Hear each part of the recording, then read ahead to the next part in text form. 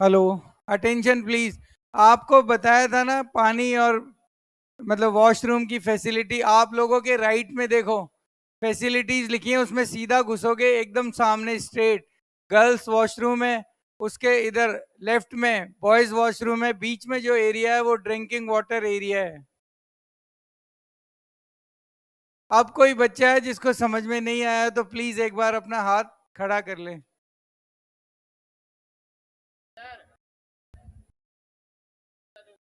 आप बैठे हो, आपके सीधे हाथ की तरफ फैसिलिटीज लिखा है, हिंदी में सुविधाएं लिखा है। सीधा घुसोगे, लड़कियां महिलाओं का वॉशरूम है।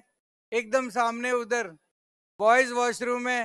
बीच में जो एरिया है वो ड्रिंकिंग वाटर एरिया है।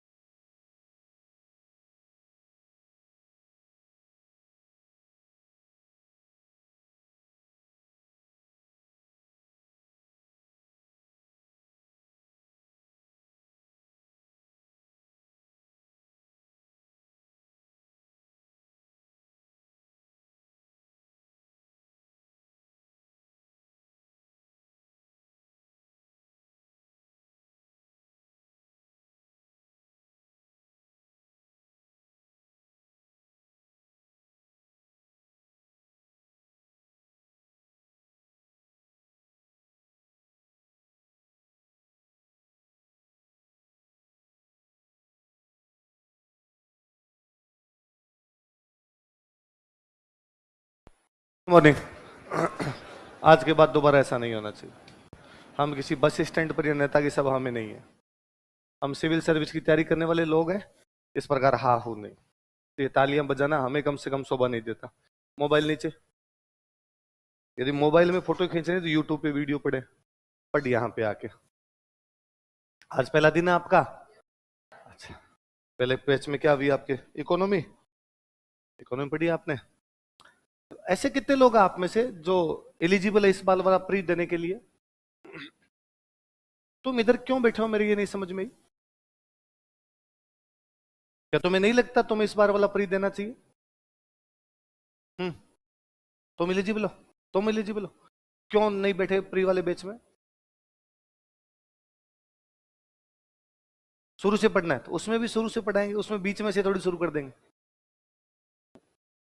मेरा पर्सनल व्यू, मेरी सलाह माने तो जो लोग इस बार प्री दे सकते हैं वो प्री वाले बैच में जाएं, उसमें पढ़ें।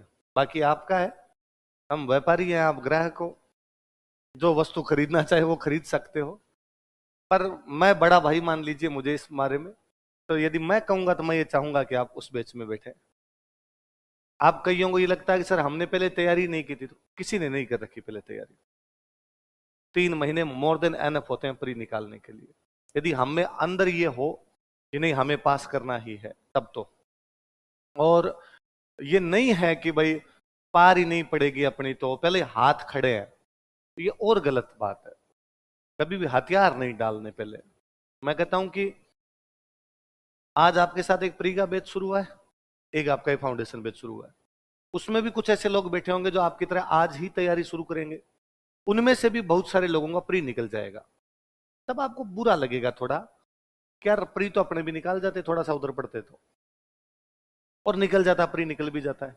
मैं कल ही किसी एक क्लास में एग्जांपल दे रहा था कि पिछली बार जब प्री का पेपर था उसके साथ में एक वैकेंसी आई हुई थी, एसीएफ फॉरेस्ट डिपार्टमेंट की एक वैकेंसी थी। एक स्टूडेंट एसीएफ की तैयारी कर रही थी, तो उसने पूछा अपने साथ वालों से कि एसीएफ में साइंस का पेपर होता है, उधर साथ में जीके का पेपर आता है, तो जीके कहां से पढ़ूं? तो किसी ने कहा कि स्प्रिंग बोर्ड इंस्टीट्यूट है, वो आरएस प्री की तैयारी करवाता है, प्री के बैच है उनके पास अभी, और प्री का सिलेबस और एसीएफ का जीके का सिलेबस सेम है, तो वो ज्वाइन कर लो। वो बैच में आगे बैठ गई। उसका उद्देश्य ये है कि मुझे एसीएफ का पेपर देना है। पर जब आसपास में बाकी लोगों को देखा कि प्री का फॉर्म भर रहे हैं, प्री का एग्जाम कब होगा, तो लगा अपने भर ही देते हैं प्री का फॉर्म। और जब ये सिंपल सिंपल चीजें पढ़ा रहे हैं, इनमें से सवाल आएंगे तो अपने ही कर लेंगे, अपने भी याद हो रही है। उसने प्री का फॉर्म भर दिया, 3 महीने बाद प्री का पेपर हुआ, वो प्री पास हो गई। मेंस में आरपीएससी हर बार टाइम दे देती है, थोड़ा ठीक ठाक टाइम दे देती है, उनको भी टाइम मिल गया, वो मेंस पास हो गई। इस बार 3rd रैंक है उसकी, शिवाक्षी खांडल। मगर एग्जाम ही ना देती तो ये सोच ही लेती कि नहीं अभी तो अपना क्या ही होगा, तो आपके साथ बैठी होती, अब तैयारी कर रही होती। यदि आप दे सकते हैं तो झोंकिए अपने को, 3 महीने तक बाहर का सूरज देखना बंद कीजिए, पढ़िए पढ़िए और पढ़िए। हम फेल भी हो जाएंगे तो भी बात अच्छा एक्सपीरियंस होगा अपने पास में कि यार हम प्री के नजदीक पहुंचे थे, हम प्री पास कर लिया था, और हो जाते हैं प्री पास भी हो जाते हैं। इतना भी कोई यूं बड़ी भारी बात नहीं होती कि प्री पास नहीं हो सकता। मतलब अभी हमारे विजय सर बैठे थे तो विजय सर ने मेरे से पूछा जाते यार ये वाला जो बैच है, इस बैच में सारे बच्चे ऐसे हैं क्या जो इस बार वाला प्री नहीं दे सकते? मैं कहा हाँ सर, मुझे कुछ बच्चों को देख के लग रहा था कि यार उनकी ग्रेजुएशन कंप्लीट हो गई होगी, तो मैं जाके पूछ लूंगा। तो यदि आप में से थोड़ा सा भी यूं लगाएं थोड़ा दिमाग, तो प्री वाली तैयारी करना ज्यादा अच्छा होगा। बाकी हमारे तो ज्यादा अच्छा ही है, 1,04,000 है इधर फीस, उधर 42 ही दोगे। हमारा ज्यादा अच्छा है कि इधर ये ठीक रहे। पर मैं यदि आपका बड़ा भाई हूं, मैं इस फील्ड में 10-12 साल से हूं, मैं जिन चीजों को ज्यादा शायद सूक्ष्मता से देख पाता हूँ आपकी तुलना में, तो मैं देख पाता हूँ कि यार यदि कोई एलिजिबल है तो उसको प्रयास कर ही लेने चाहिए। हो नहीं हो, हरि करे सो खरी, राम करे सो काम, किसके क्या हाथ में है। मैं तो कहता हूँ यहाँ अपने 1.5 साल 2 साल तैयारी करेंगे, उसके बाद में प्री नहीं हुआ तो उसके बाद सबके थोड़ी हो जाते हैं, उसके बाद भी तो फेल होते हैं। तब का तब देखा, फेल होंगे पास होंगे, झोंका जाए खुद को, अंदर उतारा जाए खुद के। केसर घोड़ा झोंकियान महासागर रे माए को तारण हारो तार सीन साई पकड़ी माए। अपने राजस्थानी के एक बहुत बड़े राइटर हुए थे ईसरदास। कौन हुए थे? वो जल समाधि लेते हैं, पानी में उतर जाते हैं। जल समाधि लेने लगे तो आपके मेरे जैसे कई शुभ चिंतक थे, उन्होंने कहा मर जाओगे पानी के अंदर। तो उन्होंने कहा मर गए तो भगवान के पास जाना ही है, जी के करना ही क्या, भगवान के पास चले जाए। और यदि जी गए, पार कर गए नदी को, तो इसका मतलब भगवान ने खुद ने हाथ पकड़ा, डायरेक्ट भगवान के दर्शन कर लेंगे। तो अब तो उतर गए, अब जो होगा वो उस पे है, या तो अपने पास बुला लेगा या मार देगा। तो ईसर घोड़ा झोंकिया, ईसर ने तो घोड़े उतार दिए महासागर रे माए नदी में। वो तारण हारो तार सी, तारण वाला तार लेगा, साई पकड़ी बाएं, साई बां पकड़ लेगा, तारण वाला तार लेगा। हम आज भी कहते हैं कि ईसर परमेश्वर है। ईसर क्या है? गांव गांव में गाया जाता है ईसरो सो परमेश्वरो। थोड़े दिन पहले आरपीसी ने किसी एग्जाम में क्वेश्चन पूछा, राजस्थान के कौन से कवि को परमेश्वर कहा जाता है? ईसर। ईसर सो परमेश्वर। एक बार घोड़े झोंके जाए, होगा नहीं होगा बहुत बात की बात है, आगे देखेंगे। जो कर सकते हैं वो पुनः अपने जो भी आपने निर्णय लिया उस निर्णय पर पुनर्विचार करें एक बार जाके। आज सोचें क्या हो सकता है क्या नहीं हो सकता, उस हिसाब डिसीजन ले।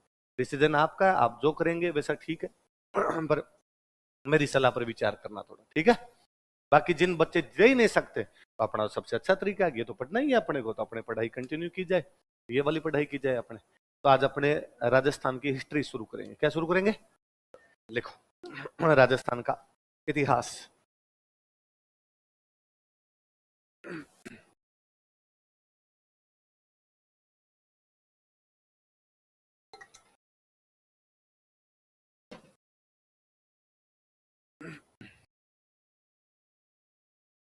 हिस्ट्री ऑफ राजस्थान, राजस्थान का इतिहास। मैं थोड़ा सा हिस्ट्री के अलावा भी बाकी बातें बताऊं। विजय सर ने बताया कि थोड़ा सिलेबस वगैरह की बातें नहीं बताई, चलो मैं बताता हूं। आपने वाला ये एग्जाम 3 भागों में है कि पहले आप प्री देते हैं, फिर मेंस देते हैं और बाद में इंटरव्यू देते हैं। प्री में 150 सवाल आएंगे, 200 नंबर के आएंगे, एबीसीडी आएगी, एबे सैदे भरना है आपको। प्री जो लोग पास करेंगे वो क्या देंगे? प्री के नंबर नहीं जोड़ेंगे, प्री स्क्रीनिंग है, वो केवल पास करनी है, वो केवल कबड्डी की लाइन टच है। कबड्डी खेलते हैं, कबड्डी में लाइन टच करने के बाद आप वापस जा सकते हो, उसके बाद आपको वो नहीं माना जाएगा कि भाई आउट नहीं माने जाओगे आप। वो लाइन टच करनी है कि मान लो जिसे पिछली बार मेरिट गई 200 में से 84 नंबर जिस बंदे के जनरल कैटेगरी में आ गए थे, वो बंदा क्या हो गया था? सिलेक्ट। इसका मतलब 85 आ जाएंगे तो भी मेंस दोगे, 95 आएंगे तो भी मेंस दोगे, 105 आएंगे तो भी मेंस दोगे। ये नंबर जुड़ेंगे, पर ज्यादा नंबर आए तो अच्छी बात हो, तो कॉन्फिडेंस बढ़ता है कि यार हमारे प्री में, मान लो किसी बंदे के प्री में नंबर आते हैं 124, बंदे को पूछे कि तेरे नंबर कितने हैं, उसने कहा तेरी कट ऑफ से 40 ज्यादा, जीती कट ऑफ गई थी उससे 40 ज्यादा था। अच्छा लगता है थोड़ा, तो नंबर ज्यादा ही आने चाहिए हमेशा।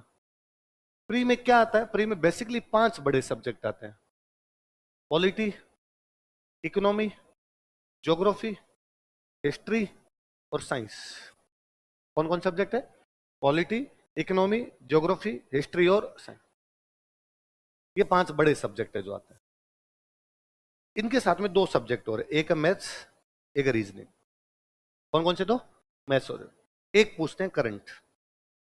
वो सब जगह है, वो करंट यहां पर भी है, वो यहां पर भी है, यहां पर। आरपीसी भी चाहती है कि बिना करंट का आदमी तो लेके करेंगे क्या, बंदा कम से कम ऐसे लिया जाए जिसमें क्या हो, करंट तो होना ही चाहिए बंदे के अंदर, तो करंट वाला बंदा लेना चाहती है, इसलिए करंट सब जगह पूछती है। सब्जेक्ट के नाम पर ये 5 बड़े सब्जेक्ट और 2 मैसेज। ये 5 वो सब्जेक्ट हैं, पॉलिटी, इकोनॉमी, ज्योग्राफी, हिस्ट्री और साइंस, जो प्री में भी आते हैं, मेंस में। तो ये सब्जेक्ट अपने को सबसे अच्छे पढ़ने होते हैं, क्योंकि ये प्री पास करवाएंगे, ये बाद में किस में आएंगे? मेंस। मेंस में 4 पेपर होंगे 200-200 नंबर के। उन 4 में से जो चौथा पेपर है वो तो लैंग्वेज का है, हिंदी और इंग्लिश। किसका है? बाकी जो 3 पेपर बचे अपने, वो तीनों जीके के हैं। आप पूछो सर जीके में क्या आएगा? सेम यही जो प्री में था। प्री में इनमें एबीसीडी भर रहे थे, इस बार लिखने। प्री में हम पढ़ रहे थे कि महाराणा कुंभा के पिता का नाम क्या था, 4 ऑप्शन दे रखे थे, मोकल, हमीर, लाखा, एक को चौथा और दे दिया रतन सिंह, हम कर रहे थे मोकल। मेंस में वो कहेगा कुंभा के पिता का नाम लिखिए, कोई चेंज नहीं, वैसी वैसी चीजें आती है। तो उधर वो एबीसीडी वाले आते हैं, इधर अपने से लिखवाते हैं, वो 15 शब्दों में लिखवाते हैं, 50 शब्दों में लिखवाते हैं, वो 100 शब्दों में लिखवाते हैं। 3 प्रकार की कैटेगरी आती है। बाकी वाले सब्जेक्ट तो यही है। 2 बड़े सब्जेक्ट वो और जोड़ता है यहां पर, एक जोड़ता पबेड, एक जोड़ता एथिक्स। 5 सब्जेक्ट ये, 2 नए हो गए, पब्लिक और एथिक्स। शायद छोटे छोटे सब्जेक्ट जोड़ता है जो 20-20 नंबर के होते हैं, accounting, management, psychology, sociology, law, auditing, ऐसे करके वो 5-6 सब्जेक्ट और जोड़ देता, कोई एक आधा ऊपर नीचे हो गया, 6 सब्जेक्ट इधर कर देता है, 2 ये पब्लिक और एथिक्स, कुल मिला के 6 छोटे सब्जेक्ट ये और पब्लिक और एथिक्स। ये ऐसे सब्जेक्ट हैं जो केवल मेंस में आते हैं, इनका प्री से कोई भी लेना देना। ये 5 सब्जेक्ट वो हैं जो प्री में भी आते हैं और मेंस में भी आते हैं। तो अपना ये होता है कि यार ये सब्जेक्ट तो इतने अच्छे तैयार किए जाएं कि प्री तो अटके ही ना, कि प्री की कट ऑफ गई 84, तो अपने बंदे को कहें कि हमारे तो 105, 114, 124 है, ये नंबर हो। और जिस दिन हम प्री का पेपर दे के आए कि भाई अगला प्री मान लो जब भी कभी 2024 में, 2025 में जब कभी हो रहा है आपका एग्जाम, और हम प्री का पेपर दे के आए, तो शाम को आने के बाद में अपने पास 2 चीजें होनी चाहिए। एक तो ये हो कि यार अपने कट ऑफ से ऊपर जाएंगे, कोचिंग वाले इन सब कट ऑफ बता देते हैं, लगभग इतनी सी रहेगी कि 50 लोगों से पूछा तेरे कितने बन रहे हैं, तेरे कितने बन रहे हैं, तेरे कितने बन, एवरेज निकल जाता है यार इतने के आसपास कट ऑफ रहेगी। तो मान लो कोचिंग वालों ने कह दिया कि भाई कट ऑफ तो ना इस बार 90 रहेगी, अपने जोड़े, अपने नंबर आ रहे 105, निश्चिंत है, अपने फेल होने की कोई भी संभावना। दूसरा ये अपने दिमाग में ये रहना चाहिए कि ये 5 सब्जेक्ट मैंने प्री तक इतने पढ़ लिए थे, ये मेंस में नहीं पढ़ने दोबारा, इनको दोबारा मेंस में नहीं पढ़ूंगा। ये 350 नंबर के हैं, कितने नंबर के? मेंस कितने नंबर का है? 800। 350 का काम तो मैंने प्री के साथ साथ कर लिया। अब मेरे पास चीजें कितनी बची? 450। 450 के अंदर 200 नंबर की तो आ गई हिंदी और इंग्लिश, पीछे कितना बचा? 250। 65 नंबर की होगी पब्लिक और एथिक्स, 130, पीछे कितना बचा? 120। 6 छोटे बड़े सब्जेक्ट। तो ये वाले सब्जेक्ट बहुत अच्छे से तैयार करने होते हैं कि भाई बहुत इनसे प्री भी निकलता है, इनसे किसकी तैयारी होती है साथ में? मेंस। ये सब्जेक्ट केवल मेंस वाले, ये भी अच्छे से तैयार करने होते हैं। इनमें भी लैंग्वेज वाला पेपर सबसे अच्छा पढ़ना होता है, क्योंकि जिन लोगों की लैंग्वेज अच्छी होती है ना, वो न केवल हिंदी इंग्लिश में नंबर अच्छे लाते हैं, वो बाकी सब्जेक्ट में भी नंबर अच्छे लाते हैं। लैंग्वेज मतलब लिखना, लिखना तभी आएगा जब आप लैंग्वेज के बारे में जानोगे। किसी को एक चीज के 5 पर्यायवाची आते हैं, वो 5 अलग अलग तरीके से चीजें लिख सकता है। किसी को एक चीज एक ही तरीके से आती है, एक ही बात लिखेगा। नॉर्मली स्टूडेंट, मैं जब लिखवाता हूँ क्लास में, नोट्स लिखवाता हूँ या आंसर लिखता है, तो हम बार बार लिखते हैं कुंभा ने महमूद खिलजी को हराया, सांगा ने बाबर को हराया, बाबर ने सांगा को हराया। कोई स्टूडेंट जो हिंदी में अच्छा होता है, मैं भले बार बार हराया बोलता हूँ, वो चेंज करता है, बोलता है सांगा ने महमूद खिलजी को पराजित किया, बाबर ने सांगा को मात दी, कुंभा ने गुजरात के कुतुबुद्दीन शाह को शिकस्त दी। अलग अलग शब्द। वो पर्यायवाची जानता है कि हार भी कहते हैं, पराजय भी कहते हैं, मात भी कहते हैं, शिकस्त भी कहते हैं, अलग अलग चीजें। जिसकी जितनी लैंग्वेज अच्छी होगी वो उतना ही नंबर अच्छा लेके आएगा। इसलिए कोशिश करनी है कि लैंग्वेज पे कमांड करनी है अपने में। थोड़े दिनों में, अभी 5-7 दिन में रिदम बैठ जाए, उसके बाद मैं बता दूंगा क्या क्या करना होता है, इसके अलावा वो सारी चीजें हम करेंगे। इंटरव्यू की कोई तैयारी नहीं होती, हमने जिंदगी में जो कुछ सीखा होता है वो इंटरव्यू। अगले 18 महीने तक आप जो कुछ सीखेंगे डेली, वो इंटरव्यू। चलना, बैठना, उठना, बोलना कोई किसी को नहीं सिखा सकता। यदि कोई कहे कि हम इंटरव्यू की तैयारी करवाते हैं, ये हमारे पैसे लेने का एक तरीका है कि कैसे न कैसे करके किसी ना किसी प्रकार से पैसे आ जाए। सिखाया क्या जा सकता है? किसी आदमी को क्या ये बताया जा सकता है कि तू कैसे बोल, कैसे बोल? वो जैसे 25 सालों से बोल रहा था ना, वैसे ही बोलेगा। मोल्ड कर सकते हो आप थोड़ा बहुत, धीमा बोल, ऊंचा बोल, कम बोल, ज्यादा बोल, इतना। इसके अलावा कुछ भी नहीं सीखा जा सकता। चीजें प्रेजेंट करनी बताई जा सकती है कि तू देख ये जो बोलता है ना, इसमें पहले ये बोल, बाद में ये बोल, तेरे बोलने का तरीका गलत है, इतना ही किया जा सकता है। अगले 18 महीने में आप देखेंगे कि आपके खुद के अंदर इतने सारे चेंज आएंगे जिसकी हद नहीं। आपने खुद ने भी नहीं सोचा था कि यार आज, मैं कहता हूं आप एक काम कीजिए, डायरी लिखना शुरू कीजिए। आज डायरी में कुछ भी लिखिए, घर पे जाके डायरी में लिखिए, मैं आया क्लास में, मेरे बारे में लिख लीजिए, विजय सर आए क्लास में, विजय सर के बारे में लिख लीजिए, कोचिंग में एडमिशन लिया वो क्या प्रोसेस थी उसके बारे में लिख लीजिए, आपके 2 दोस्त मिले उनसे जो आपने बातें की उनके बारे में लिख दीजिए, आप चाय की थड़ी पे चाय पीने के लिए गए उस बारे में लिख दीजिए, अपने जो एक्सपीरियंस आज के दिन के थे आप लिख लीजिए, और ये डेली लिखिए। आप 18 महीने बाद देखेंगे कि आपके विचार बदल गए। आप किसी चीज के प्रति पहले अलग प्रकार से सोचते थे, आप अब अलग प्रकार से सोचते हैं। ये सोचने की जो प्रक्रिया है, ये जो थॉट प्रोसेस है, ये तैयारी है, ये इंटरव्यू है। आज हम किसी चीज को अलग नजरिए से देखते हैं, बाद में किसी चीज को अलग नजरिए से देखेंगे। आज हम किसी बात को एक अलग लेवल पे जाके देख रहे हैं, बाद में किसी बात को एक अलग लेवल पे जाके देखेंगे। आज हम उन चीजों को बड़े तौर पर देख रहे हैं, बाद में हम चीजों को सूक्ष्म दृष्टि से देखेंगे। अपने पास में एक नई साइट होगी, अपने पास में एक नई नजर होगी कि इन चीजों को किस दृष्टि से देखा जा सके। ये इस तैयारी का फायदा है। इसलिए है कि किसी को भले आरएस बनना हो, भले ना बनना हो, ये तैयारी जरूर कर लेनी चाहिए। ये तैयारी किया हुआ आदमी बहुत कुछ सीखता है, बहुत कुछ जानता है। मेरे से छोटा भाई है, उसने पढ़ाई में बहुत जल्दी हाथ खड़े किए थे कि अपने से पार नहीं पड़ेगी, तुम जानो तुम्हारा काम जाने, पढ़ाई पुढ़ाई छुड़वा लो, कोई काम धंधा करवाना तो करवा दो। मैंने उसको कहा था कि कर लेना काम धंधा, आज नहीं 2 साल बाद, 4 साल बाद, अब तू नहीं पढ़ेगा तो काम धंधे करने ही पड़ेंगे, कर लेना। फिर भी क्लास ले, एक पूरे आरएस वाले बैच में बिठाया, एक पूरे आईएएस वाले बैच में बिठाया, उसने एक भी एग्जाम नहीं दिया। पर फिर भी मैंने कहा तू आ, 4 बातें सीखेगा, 4 बातें सीखी हुई, कल को बिजनेस भी करेगा, कोई धंधा करेगा, गांव में खेती भी करेगा, तो किस आदमी से कैसे और कितना बोलना है ये तो सीखेगा, किसे बिहेव कैसे करना है ये तो सीखेगा। 4 लोग यदि बात कर रहे होंगे तो उनके टॉपिक में सम्मिलित तो होगा, यार ये क्या बात चल रही है। नॉर्मली पापा के पास कोई दोस्त आए हुए बैठे हैं और वो बात कर रहे हैं, यार महंगाई कितनी हो गई, सरकार महंगाई कम ही नहीं करती, पता नहीं क्या है, इनके पेट्रोल के दाम बढ़ गए, ये बढ़ गए। आप बैठे बैठे केवल सुनते हैं। आप 2-3 महीने बाद आप कहोगे कि ना, वो रूस यूक्रेन वाला युद्ध चल रहा है ना, उसकी वजह से समस्या है।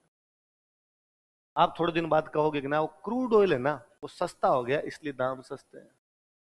आप थोड़े दिन बाद कहोगे कि सोना पता है क्या कम क्यों हो रहा है आजकल, ये सस्ता इस वजह से हो रहा है। ये इस तैयारी के दौरान आपको पता ही नहीं चलेगा कब चीजें आपके अंदर आ गई, कब आप उन चीजों पे रिएक्ट करने लग गए, कब आप उन चीजों पे बोलने लग गए। कभी कोई आपको कहेगा कि यार ये तूफान ठीक है, चलते तूफान आ जाते हैं, और नाम देखो कितना जोरदार का, बिपर जोय। इसमें कहा जोय है, मर रहे हैं लोग, तुम कर रहे हो जोय है। आप अगली बार कहोगे कि ना, ये तूफानों के नाम पहले ही सेट हो जाते हैं, 1 साल पहले ही बता देते हैं कि अगले तूफान का नाम क्या होगा, कौन सा देश तूफान का नाम रखेगा, क्यों तूफान का नाम रखा जाएगा, ये नाम क्यों रखा गया, ये पहले से पता है। कोई आपको कहेगा कि साल भर बाद में आपको कहेगा कि यार चांद पे भारतीय को भेजने की तैयारी चल रही है, कि चंद्रमा पे इंडियन जा रहा है या मंगल पे इंडियन जा रहा है, ठीक यार, भारत वालों ने इस मामले में ठीक उछाल किए। आप उसको कहोगे कि ना, ये आज की बात नहीं है, ये साल भर पहले मोदी जी अमेरिका गए थे तो वहां आर्टेमिस समझौते पे साइन करके आए थे। और आर्टेमिस समझौता यही कहता है कि मनुष्य को मंगल, चंद्रमा और स्पेस के अन्य जगह पर कैसे भेजा जाए। हम उस समझौते में शामिल है तो हमको भेजेंगे, हम उस समझौते में शामिल नहीं है तो हमें भेजते। ये थॉट प्रोसेस, ये इस तैयारी में आपका बदलता है। इंटरव्यू की तैयारी आप डेली करते हैं। आप आज यदि कुछ भी ना पढ़ के जाएंगे, केवल आके जाएंगे तो भी कुछ ना कुछ सीखेंगे, पढ़ के जाएंगे तो अपने आप सीखने की बात है। तो अपने बेसिकली तैयारी तो इनकी करते हैं, उधर वाला तो अपने आप हो जाता है, बाई प्रोडक्ट है वो, साथ में सह उत्पाद है। ये हम पढ़ते हैं, प्री पढ़ते हैं, मेंस पढ़ते हैं। बेसिकली हम इन 5 सब्जेक्ट पे ज्यादा फोकस करते हैं क्योंकि प्री में भी आते हैं और मेंस। हम लैंग्वेज पे बहुत ज्यादा फोकस करते हैं क्योंकि लैंग्वेज जो होती है वो हमारी आंसर राइटिंग स्किल जो होती है उसको इंप्रूव करती है, उसको बढ़ाती है। मैथ्स और रीजनिंग ऐसे सब्जेक्ट है जो केवल प्री में आते हैं, मेंस में फिर भी मैं कहूंगा मैथ्स और रीजनिंग सबको पढ़नी है, बहुत अच्छे से पढ़नी है, भले वो प्री में आए नहीं आए। क्योंकि मैथ्स वाले मामले में ऐसी चीज है कि मैथ्स या तो किसी को आती है या किसी को नहीं आती। हिस्ट्री में कोई बंदा ये कह सकता है कि सर मेरी अच्छी है, कोई कह सकता है मेरी खराब है। पॉलिटी मेरी बहुत अच्छी है, पॉलिटी मेरी ठीक ठीक है। इकोनॉमी मेरी बहुत अच्छी है, इकोनॉमी सर मेरी खराब है। मैथ्स वाले में ये है कि या तो सर मुझे आती है या मुझे, तो जिनको आती है वो इसलिए नहीं पढ़ते कि आ ही रही है, जिनको नहीं आती है उसको लगता है जब इतने सालों में नहीं आई तो अब भी आने का कोई मतलब तो इसलिए छोड़ देता है ना, अपने पढ़ते हैं। जिन लोगों की रीजनिंग अच्छी होती है वो सोचते बहुत अच्छा है, उनके पास में लॉजिक बहुत होते हैं, उनसे जब भी कोई चीज पूछी जाती है उनके पास में 10 डायमेंशन होते हैं, वो अलग अलग तरीकों से जवाब दे सकते हैं किसी। और रीजनिंग अच्छी होनी ही चाहिए किसी की, भले वो तैयारी करे भले ना करे। सामान्य जीवन में भी यदि किसी के पास में लॉजिक नहीं तो सर्वाइव कैसे करेगा, इसलिए आनी चाहिए। ऐसा कैसा मैथमेटिक्स के साथ में मैथ्स भी आपको आनी चाहिए। और फिर क्या, जब मैथ्स रीजनिंग अपने सीखी भी रहती है, 20 सवाल आते हैं, जो आ रहा है अपने को उसमें फिर 2 में से 2 है, उसमें किंतु परंतु वाला नहीं। हिस्ट्री का एक क्वेश्चन आया, 4 ऑप्शन दिए हुए थे, क्या पता ये भी हो सकता है, ये भी हो सकता है। आप तुक्का मार के, तुक्का गलत था, इधर आंसर निकला 10 आंसर है तो आंसर 10 ही है, आंसर दूसरा कभी आएगा नहीं। तो इधर संभावना ज्यादा रहती है कि यार हमारा सवाल सही हो जाए, तो ये वाले बोनस होते हैं। एक करंट की बात, अभी जब प्री वाला बैच चल रहा है, हम डेली क्लासों में कहते हैं हम आपको करंट पढ़ाएंगे, हम आपको करंट पढ़ाएंगे। मेंस वाले बैच आएंगे, हम वापस कहेंगे, इंटरव्यू शुरू हो गए, उनको हम वापस कहते हैं हम करंट पढ़ाएंगे। मेरा ये मानना है कि स्टूडेंट को डेली अखबार पढ़ लेना चाहिए, इसके अलावा कुछ ही नहीं पढ़ना होता। और हैबिट डालिए डेली अखबार पढ़ने की। यदि आप सिविल सर्विस की तैयारी करते हैं, यदि आप अखबार नहीं पढ़ते हैं, आप बहुत गलत करते हैं खुद के साथ में। अखबार आपके लिए केवल अखबार नहीं है, वो आपका सब्जेक्ट है। यदि कोई सिविल सर्विस का स्टूडेंट है और वो डे टू डे से अपडेट नहीं है, देश दुनिया में क्या चल रहा है इसके बारे में वो जानता नहीं है, इसका वो तैयारी नहीं कर रहा हो। मैं कहता हूं एक बार को ये हो सकता है कि क्लास के नोट्स छूट जाएं कि यार नहीं पढ़ाई हुई आज, तो सो गया था मैं तो दिन में, सर रिवीजन कर ही नहीं पाया था आज दिन में। आप शाम को खाना खाते टाइम अखबार पढ़ लीजिए, पर पढ़िए, टाइम फिक्स कीजिए 40-45 मिनट, इससे ज्यादा अखबार नहीं पढ़ना। अखबार हमेशा रात को पढ़िए, कभी सुबह अखबार नहीं पढ़ना। सुबह अखबार कलेक्टर साहब पढ़ते हैं, सुबह अखबार वे पढ़ते हैं जिनको और कोई काम नहीं होता है। आपको खूब सारे काम, आपको पढ़ाई करनी है, इसलिए अखबार शाम को पढ़िए। कारण है यदि आप सुबह सुबह अखबार पढ़ लेते हैं तो अखबार की सारी घटनाएं आपके दिमाग में घूमेगी, आप पूरे दिन पढ़ नहीं पाएंगे। दिमाग खाली रहना बेहद जरूरी है पढ़ाई के लिए। आप रात को पढ़िए, जो जो न्यूज आपको ठीक लगे उनको लिखिए, यार ये न्यूज है, ये न्यूज है, ये उनके बारे में लिख लीजिए। धीरे धीरे आपके पास में खुद का एक डाटा होगा, धीरे धीरे आपके दिमाग में खुद की चीजें व्यवस्थित हो जाएगी। फिर जब कभी क्लास में करंट पढ़ाई जाएगी, कि मान लो हम कभी 7 दिन में क्लास लगा दी, कभी महीने में क्लास लगा दी हमने करंट की, उस समय यदि कोई टीचर पढ़ा रहा होगा और वो जब टीचर ये कह रहा होगा कि जानते हो तुम वेगनर ग्रुप क्या है, तुम्हारे दिमाग में पहले आएगा कि हाँ हमें पता है, वेगनर एक प्राइवेट आर्मी है जो रसिया में है। टीचर बताएगा तुम्हें पता है उसने विद्रोह कर दिया, आप मन ही मन सोचेंगे हाँ सर, यूक्रेन वाले युद्ध में रशियन आर्मी भी लड़ रही थी और उनकी प्राइवेट आर्मी भी लड़ रही थी, इसका नाम वेगनर है, और उनमें आपस में झगड़ा हो गया रशियन आर्मी में और प्राइवेट आर्मी में। इसलिए प्राइवेट आर्मी का जो कमांडर है येवेगनी प्रोगोजिन यूक्रेन से वापस लिया है अपनी सेना को और रूस के एक शहर पे कब्जा कर लिया उसने, रोस्टोव। सर पूछेंगे तो क्या तुम्हें लगता है कि दुनिया में प्राइवेट आर्मी भी होती है, भारत में तो नहीं है? आप मन ही मन पुनः सोचेंगे कि नहीं है भारत में, पर दुनिया के कई देशों में, अमेरिका में भी प्राइवेट आर्मी है, उसका नाम ब्लैक वाटर है। वापस पूछेंगे यार ये जो प्राइवेट आर्मी विद्रोह कर गई क्या रूस पे कब्जा कर लेगी? आप मन ही मन पुनः सोचेंगे कि ना, कब्जा नहीं करेगी सर, इसने मॉस्को की तरफ बढ़ने का प्रयास किया था, पर रूस के राष्ट्रपति ने धमकी दी कि इधर आए तो टांगे तोड़ देंगे, इसलिए बेलारूस का जो राष्ट्रपति है लुकाशेंको, उसने इनके बीच समझौता करवा दिया, चीजें रिवीजन होगी। एक तरीका तो यह है कि सर पढ़ा रहे थे तब अपने दिमाग में चल रही थी, दूसरा यह है कि सर ने लिखवाया, लिखो रूस की प्राइवेट आर्मी वेगनर है, लिखो वेगनर का प्रमुख येवेगनी प्रिगोजिन है, लिखो कि इन्होंने रोस्टोव पे कब्जा कर लिया था, लिखो कि बेलारूस के राष्ट्रपति लुकाशेंको ने इनके भी समझौता करवा दिया। आप एक दिन में बैठ के 4 फैक्ट रट रहे हैं। एक तरीका कि आपको आते हैं, आप रिवीजन कर रहे हैं, इसलिए करंट आना ही चाहिए। करंट यदि आपने, कई बार कई पेरेंट्स मेरे पास आते हैं, पेरेंट्स आकर कहते हैं बच्चा बहुत इंटेलिजेंट है इसलिए उसको सिविल की तैयारी करनी चाहिए। वो नहीं है, 12वीं के नंबर इंटेलिजेंस की निशानी नहीं है कि आप कहते हो कि इसके 92 आ गए थे ना, अरे नहीं नहीं पढ़ने में बहुत अच्छा है, मतलब बता भारत के 5 कैबिनेट मंत्री कौन कौन है? ये तो पेरेंट्स कहते हैं मेरे को ही नहीं पता। डे टू डे से अपडेट नहीं है, इसने केवल किताबें पढ़ी है। ये नॉलेज किताबों का नहीं है, ये दुनिया का नॉलेज है। भांति भांति की चीजें पूछी जाएगी, भांति भांति की नई नई बातें हमारे सामने आएगी। वो जब सारी कुछ पता होगी, जिन लोगों का करंट अच्छा होता है, जो लोग डे टू डे से अपडेट होते हैं, वो बाकी सब्जेक्ट में भी अच्छे होते हैं। वरना फिर ये प्रक्रिया पूरी की पूरी बोरिंग, बोझिल और उबाऊ होकर रह जाएगी कि नोट्स पढ़ाए, घर पे जाके नोट्स के रट्टे मारे, आगे वापस यहाँ पर आके ना, मजा आना चाहिए इसमें। और व्यक्ति जब भी कोई नई चीजें जानता है, नई चीजें समझता है, तो उसको खूब अच्छा लगता है। मतलब थोड़े दिनों बाद जब इकोनॉमी में विजय सर आपको बता देंगे यार महंगाई बुरी नहीं होती, महंगाई अच्छी होती है, और एक लेवल तक महंगाई होनी चाहिए। जब महंगाई होती है तो जो बनाने वाला होता है, सामान बनाने वाला होता है, उसको फायदा होता है, फायदा होता है तो वो अपना बिजनेस और बढ़ाता है, एक फैक्ट्री और लगाता है, एक फैक्ट्री और लगाता है, तो उसमें 1000 लोगों को रोजगार मिलता है, 1000 लोगों को घर पे सैलरी आती है, इसलिए वो सामान खरीदने और जाते हैं, इसलिए डिमांड बढ़ती है, डिमांड बढ़ती है तो महंगाई बढ़ जाती है। आपको लगा ठीक है, उस दिन आपको लगा यार वो गाना गलत है, महंगाई डाइन खाए जात, डाइन नहीं है महंगाई, थोड़ा ठीक है, डार्लिंग है, थोड़ा काम ठीक करती है इधर।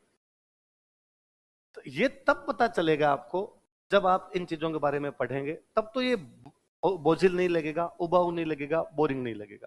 और यदि आप केवल इसको किताबी ज्ञान समझ लेंगे तब ये बहुत बुरी सी प्रक्रिया है। जिनको केवल ये किताबी ज्ञान ग्रहण करना है वो तो तैयारी छोड़ दे, जिनको लगता है कि नहीं एंजॉय करना है इसको, दिमाग से ये भी हटाइए कि प्री होगा कि नहीं होगा, मेंस में होगा कि नहीं होगा, हमारा आरएस में होगा कि नहीं होगा। अब वर्तमान में जिए, आप डेली नई नई चीजें सीखेंगे, आप उनमें एंजॉय कीजिए कि यार कितनी चीजें पता चली हमें। अपना लक्ष्य केवल इतना रखें, बहुत छोटे टारगेट बनाए जाएं कि डेली का डेली मुझे जो पढ़ाया गया था वो याद है। मैंने डेली अखबार पढ़ लिया था, मैंने टेस्ट जो मंडे को टेस्ट हुआ था वो दे दिया था, मैंने मेरा 100% दिया था, उसका मेरा रिजल्ट ये है। यदि मेरा रिजल्ट कमजोर है तो अगली बार इंप्रूव करूंगा, रिजल्ट अच्छा है तो भी जो सवाल गलत हुए थे वो गलत क्यों हुए इनको मैं चेक करूंगा। तो ये ज्यादा सोच लेते हैं कि सर होगा कि नहीं होगा, कैसे करें, ये वाला कैसे करें, ना ना, डेली वाले पे अपने ध्यान दिया जाए। छोटे लक्ष्य हो, 7 दिन के लक्ष्य हो, 7 दिन में इतना कुछ करना अपने रेडी है। धीरे धीरे आपको पता चलेगा कि आपके पास खूब सारी चीजें रिकॉर्ड हुई है, धीरे धीरे आपको पता चलेगा कि आप खूब सारी चीजें एक साथ सीख चुके हैं, पर ये हो तभी पाएगी। हम जब यहाँ पढ़ाते हैं तो हमारा उद्देश्य ये रहता है कि यार चूंकि सिलेबस करवाना है तो सिलेबस कैसे करवाया जाए। क्योंकि हम पीसीएस की तैयारी करते हैं, हम आरएएस की तैयारी करते हैं, तो आप किसी भी पीसीएस की तैयारी करते हो, मैं कहता हूँ गुजरात पीसीएस की तैयारी कीजिए, आप महाराष्ट्र पीसीएस की तैयारी कीजिए, कोई भी जो राज्य होता है वो अपना जीके ज्यादा पूछता है। कि महाराष्ट्र वाले चाहेंगे कि यार हमारे ऐसे अधिकारी होने चाहिए जो महाराष्ट्र के बारे में तो जाने, राजस्थान वाले चाहेंगे हमारे ऐसे अधिकारी होने चाहिए जो किसके बारे में जाने, राजस्थान। इसलिए राजस्थान का पेपर होगा तो राजस्थान जीके ज्यादा, और महाराष्ट्र का पेपर होगा तो महाराष्ट्र का जीके ज्यादा। दो रीजन है इसके। एक रीजन तो ये कि हर राज्य ये चाहता है कि बाहर वाले नौकरी करने ना आए, क्योंकि यदि बाहर वाले नौकरी करने आए तो हमारे टाबर कहां जाएंगे। ये पूरा पूरा क्षेत्रवाद है। इसलिए भी है कि भाई हमारे क्वेश्चन ज्यादा पूछ लिए जाए, इसलिए प्री में 150 क्वेश्चन आते हैं, उनमें से 60 क्वेश्चन वो राजस्थान जीके पूछ लेते हैं ताकि यूपी बिहारियों को साफ किया जा सके। क्योंकि किसी टाइम में 2003 से पहले अपने सिस्टम ये था कि मान लो मेंस दे रहे हैं 12,000 लोग, 12,000 में से 3,000 लोग यूपी बिहार से आते हैं। उसका कारण था कि आईएएस का और आरएएस का सिलेबस सेम था। यूपी बिहार वाले आईएएस की तैयारी करते थे, पहले से करते, उनके खुद के यूपी बिहार में पीसीएस होते ही नहीं थे, तो होते तो नकलें वकलें जो आज आप राजस्थान में देख रहे हो ना, ये उन्होंने 50 साल पहले करके छोड़ लिया। ये पेपर लीक कर वो करें, तुम टाबर हो हमारे सामने, हम भाई साहब करकुरा गए ये काम तो सारे। तो उधर वो पीसीएस तो होते नहीं थे, आरएस होता था इधर अपने, हर साल होता, 2 साल में होता, इसलिए आरएस देने आते, आईएएस वाली तैयारी उनके काम आती और वो सारे के सारे इधर अपने लग जाते। अपने चेयरमैन बने आरपीएससी के सीआर चौधरी सर, जो बाद में नागौर से एमपी रहे थे, पिछली गवर्नमेंट कैबिनेट मिनिस्टर थे। उनके टाइम से अपने आरपीएससी ने थोड़े चेंज करने शुरू किए और कहा गया यार पेपर ऐसा बनाओ जिसमें हमारे बच्चों के बारे में क्वेश्चन ज्यादा पूछे जाए, राजस्थान के बारे में ज्यादा पूछे जाए, ताकि बाहर वाले फेल हो जाए प्री में। क्या पूछे, तो अपने पूछना शुरू किया कि तेजा जी के घोड़ी का नाम बताओ, रामदेव जी के घोड़े का नाम बताओ, है ना, ऐसे ऐसे सवाल पूछने शुरू किए, थे टिपिकल गांव के सवाल पूछने शुरू किए। खेजड़ी से कौन सा फल प्राप्त होता है, खेत में फसल बोने से पहले जो खरपतवार हटाई जाती है उसको क्या कहते हैं, सूड़। बीन बीननी की जो जूतियां होती है उनको क्या बोलते हैं, बिनोटे। बीन बीननी पहन रहे हैं तो बिनोटे। अब ये यूपी बिहार वालों को आने बंद हुए, पर यूपी बिहार वाले भी इस मामले में बड़े तेज निकले, उन्होंने याद कर लिए, उन्होंने राजस्थान जी की किताब उठाई और रट्टे मार गए, बीन बिननी वाले बिनोटे हैं, इसको सूड कहते हैं, ये वो झेरनार नेडिन सब याद कर गए वो सारी की सारी चीजें। तो फिर आरपीसी ने ट्रेंड चेंज किया, आरपीसी ने ये पूछना शुरू किया कि राजस्थान की छठी सबसे ऊंची चोटी कौन सी है, पहले दूसरी याद करिए आएगा, क्या पूछ ले, छठी पूछ लो, छठी सबसे ऊंची चोटी कौन सी है, 7वें नंबर पर कौन सी चोटी आती है। अब देख देखे, मेरे को याद है 2012 में मैं प्री का पेपर देने के लिए गया हुआ, मैं तब तक एक मेंस दे चुका था 2010 वाला, मेरी तैयारी थोड़ी ठीक थी। तब 2 पेपर हुआ करते, एक होता सब्जेक्ट का, एक होता जीके का। मेरे पास हिस्ट्री सब्जेक्ट था, तो हिस्ट्री में मेरे कॉन्फिडेंस था, मुझे लगता था हिस्ट्री में फाड़ दूंगा पेपर पूरा। और सबको होता था, जिनका ज्योग्राफी होता ज्योग्राफी में सोचते, जिनका पॉलिटिकल साइंस होता पॉलिटिकल साइंस में। जीके हम लोग ठीक ठीक सही पढ़ते, ज्यादा पढ़ते भी नहीं थे। हम ये मानते कि यार 100 में से 45 सवाल भी कर लेना ठीक है, क्यों करने हैं ज्यादा, सब्जेक्ट में लाएंगे अपने नंबर, तो पूरा जोर भी सब्जेक्ट में लगाते। मेरे याद 2010 वाले में भी मेरे साथ 52 क्वेश्चन सही थे प्री के अंदर जीके में, तो भी मेरे साथ वालों रहे जोरदार 52 कर दिया यार, पहली बार में इतने तो होते ही नहीं लोगों से। तो उन्हें लगता था यार ये रेशियो ठीक है, पिछली बार 52 करके इस बार 55 ही करेंगे, कम कहाँ होंगे। अब मैं पेपर देने के लिए बैठा जब, तो मुझे लगा कि यार उस पेपर में मेरे को खूब सारे क्वेश्चन आ रहे हैं, मैं जो देखूं वही आए मेरे को। अब इससे दो चीज है, एक चीज तो है कि पेपर बहुत सिंपल आ गया, तो पेपर जब सिंपल आता है ना तो पढ़ने वाला स्टूडेंट मर जाता है। इसलिए हमेशा दुआ करनी है पेपर कभी सिंपल नहीं आना चाहिए, पेपर टफ आना चाहिए हमेशा, क्योंकि पेपर सिंपल है तो कितना सिंपल आया ये पता नहीं है ना। क्या पता इतना सिंपल हो कि मेरे तो 100 में से सही हुए 75 और दूसरे हो गए 95, ज्यादा सिंपल हुआ हो। या दूसरा ये था कि यार अपनी तैयारी अच्छी है इसलिए अपने थोड़े सवाल ज्यादा सही हो रहे हैं। अब मैंने उसमें सारे करकुरा दिए, 100 कर दिए, मैं अब सिंपल ही 100 सारे करकुरा देते हैं, गलत होंगे हुआ जाए, कटकुटा के जितने बचेंगे देख लेंगे अपने। जैसे पेपर खत्म हुआ तो मुझे लगा किसी से पूछना चाहिए कि उनके कितने कितने, यदि इनके भी वैसे ही हो रहे हैं तब तो अपना ठीक है रेशियो, और इनके यदि अपने से भी ज्यादा हो रहे हैं, अपने 70-75 सही समझ रहे हैं यार, कटकुटा के इतने तो ही जाने चाहिए ठीक है, इनके यदि बहुत ज्यादा हो रहे हैं तो अपने मर गए। और यदि इनके कम हो रहे हैं इसका मतलब अपनी तैयारी अच्छी है, इसलिए अपने ही हुए इनके नहीं हुए, अपनी तैयारी अच्छी इसलिए पेपर सिंपल लग रहा है अपने को। तो पास में एक भैया बैठे थे, सिर पे बाल बाल कम एकदम, थोड़ी उम्र ली हुई थी, तो मुझे लगा भैया एक्सपीरियंस वाले, अपने से भी ज्यादा एक्सपीरियंस है भैया के पास, इनसे पूछते हैं। तो मैंने हाथों पूछा भैया पेपर कैसा हुआ, मैंने कहा बहुत ही खराब हुआ। तो भैया की भाषा से मैं समझ गया कि भैया अपने तो नहीं। तो मैं भैया खराब तो कहाँ, पेपर तो सिंपल ही था, ऐसा तो कोई था ही नहीं इसके अंदर, मेरे तो खूब सारे सही हो रहे। काहे सिंपल था, ऐसे क्वेश्चन कौन पूछता है। तो उसमें एक क्वेश्चन था राजस्थान में पशुओं की संख्या बताइए, राजस्थान में पशु। तो हम पूरा पढ़ के आए कि तुम्हारा कौन सा गाय दूध ज्यादा देता है, तुम्हारा कौन सा भेड़ ऊन ज्यादा देता है। अब तुम इधर पूछ रहे हो मवेशियों का संख्या बताइए, तो घर घर गिन के आए तुम्हारे। मैं मन ही मन बड़ा राजी हुआ कि वो सवाल मैंने भी छोड़ दिया था,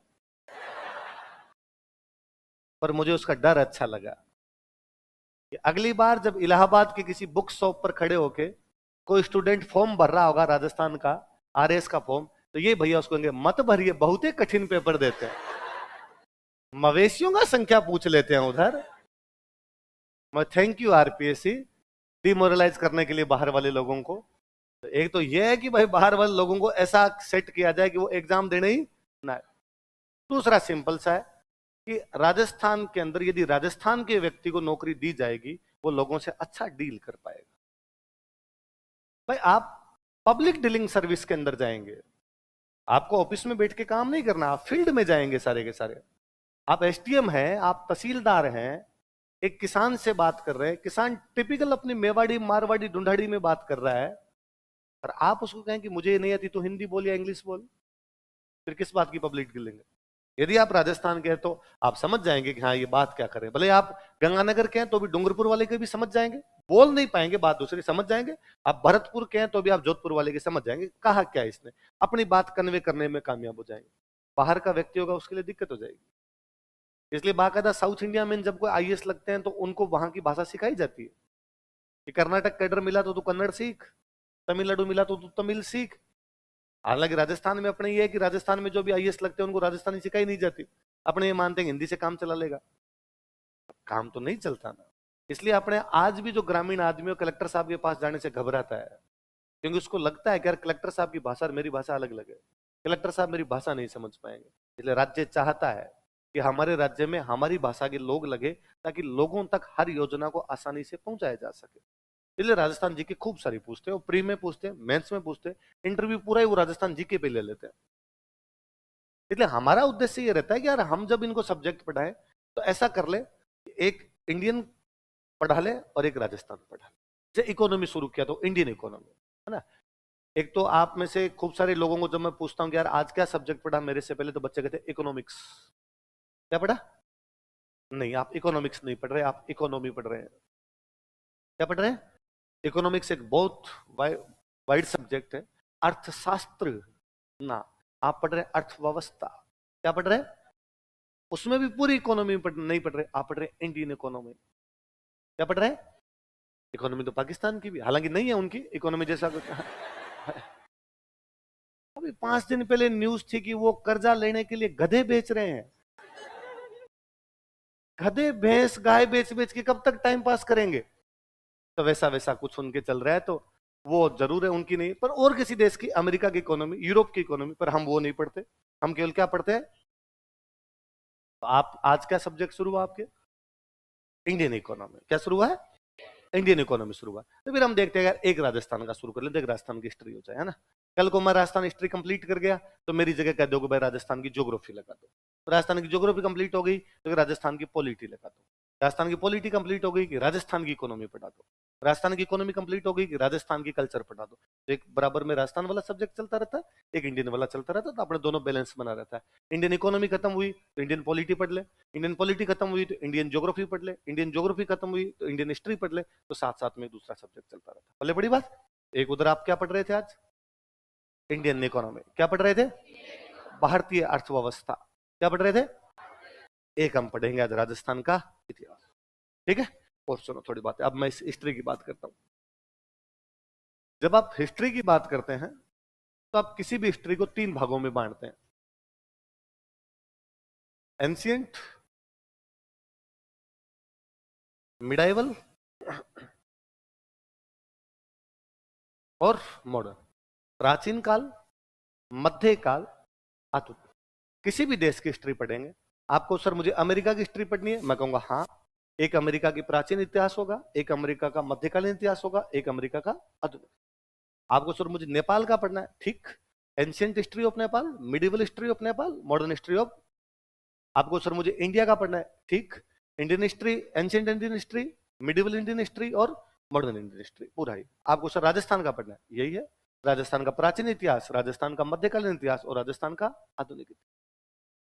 अच्छा, ये हम बांटे कैसे? किसको प्राचीन माने, किसको मध्यकाल माने, किसको आधुनिक माने? ये क्या क्राइटेरिया है? यार इसको तो प्राचीन मान लो, इसको मध्य मान लो, इसको आधुनिक मान लो। तो अलग अलग देशों ने अलग अलग तरीके से हमने बांट लिया कि यार यहाँ तक वाला प्राचीन काल है, यहाँ तक वाला मध्य, यहाँ तक वाला आधुनिक। अपने ये सब पढ़ाई लिखाई शुरू करके गए अंग्रेज।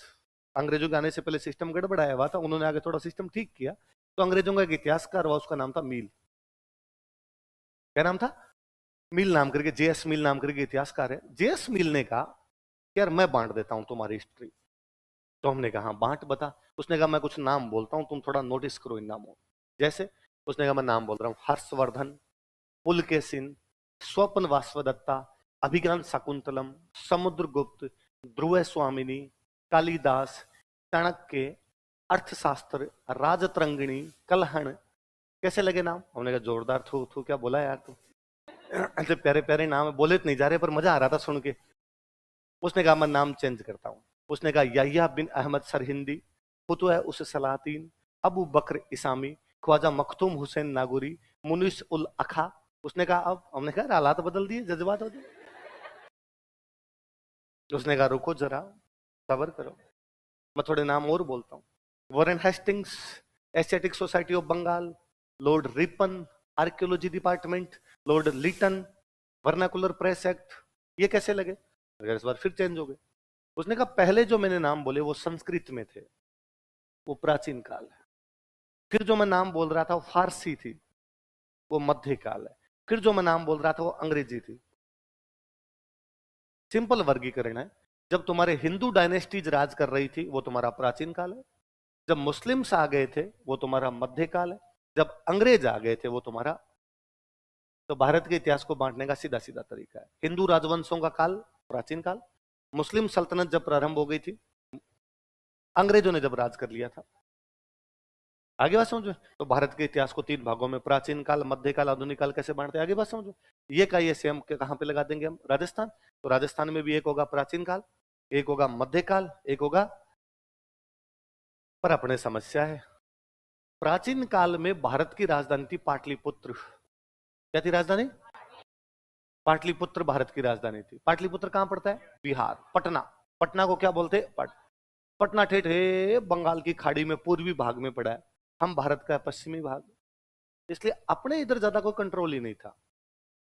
प्राचीन काल में मनुष्य ने वहीं पर रहना ज्यादा पसंद किया जहां पर पानी ज्यादा था, क्योंकि इस मनुष्य की बेसिक नीड थी खाना और पीना। खाना खेती, पीना नदियां। तो नदियां कहां थी? UP Bihar. UP Bihar side में नदियां थी, इसलिए मनुष्य वहां पे ज्यादा रहा। फिर वो मैदानी भाग है, मैदानी भाग में हमेशा जनसंख्या का घनत्व ज्यादा होता है। हम एक बहुत एडवर्स कंडीशन के अंदर थे, हम मरुस्थल में थे। मरुस्थल में थे इसलिए पानी नहीं था, इसलिए कोई मनुष्य रहना पसंद नहीं करेगा। मरुस्थल में थे इसलिए खेती नहीं थी, खेती नहीं तो राजा टैक्स कहां से लेगा? अपने आप ही। तो प्राचीन काल में हमारे कोई ज्यादा गतिविधियां नहीं है। हम थोड़े थोड़े सेंटर लेके बैठे हैं कि हाँ यार, अशोक के 2 अभिलेख हमारे बेराट से मिल गए। कहां से मिल गए? बेराट। जयपुर में अपने एक जगह बेराट, यहाँ अशोक के 2 अभिलेख है। इधर अपने अशोक कभी न कभी तो आके गया ही होगा, एक आधी बार तो गेड़ा मारा ही होगा उसने इधर।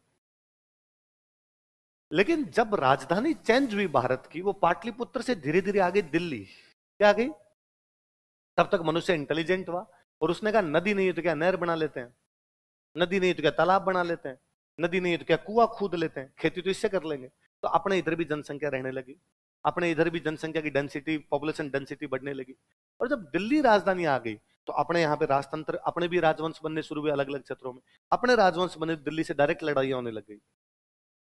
इसलिए मध्यकाल का इतिहास यदि भारत का पढ़ना हो तो उसमें आपको राजस्थान पढ़ना ही पड़ेगा। बिना राजस्थान को पढ़े आप भारत का मध्यकालीन इतिहास नहीं पढ़ सकते। जबकि एंशियंट में गायब है। मैं कहता हूं हम आपको एंशियंट इंडियन हिस्ट्री पढ़ाएंगे 1 महीने, और 1 महीने में एक पोथा भरवा देंगे, रजिस्टर भरवा देंगे हम आपको, और उसमें राजस्थान का नाम आएगा, ले देंगे 5 जगह। 5 जगह नाम है केवल उसका, कि कालीबंगा आ गया, बेराठ आ गया, बयाना आ गया, 2-4 नाम आ गए। मैं कहता हूं मध्यकालीन इतिहास हम पढ़ेंगे 1 महीने भारत का, एक रजिस्टर उसके अंदर भरेगा, पर उसमें राजस्थान दिल्ली आएगा। क्योंकि यदि आपको अलाउद्दीन खिलजी पढ़ना है तो आप चित्तौड़, रणथंभौर, जालोर को जाने बिना अलाउद्दीन खिलजी नहीं पढ़ सकते। यदि आपको अकबर पढ़ना है तो आपको राणा प्रताप और चंद्रसेन के बारे में जानना पड़ेगा। यदि आपको औरंगजेब पढ़ना है तो आपको राज सिंह और दुर्गादास राठौड़ के बारे में जानना पड़ेगा, वरना आप औरंगजेब कंप्लीट नहीं कर सकते।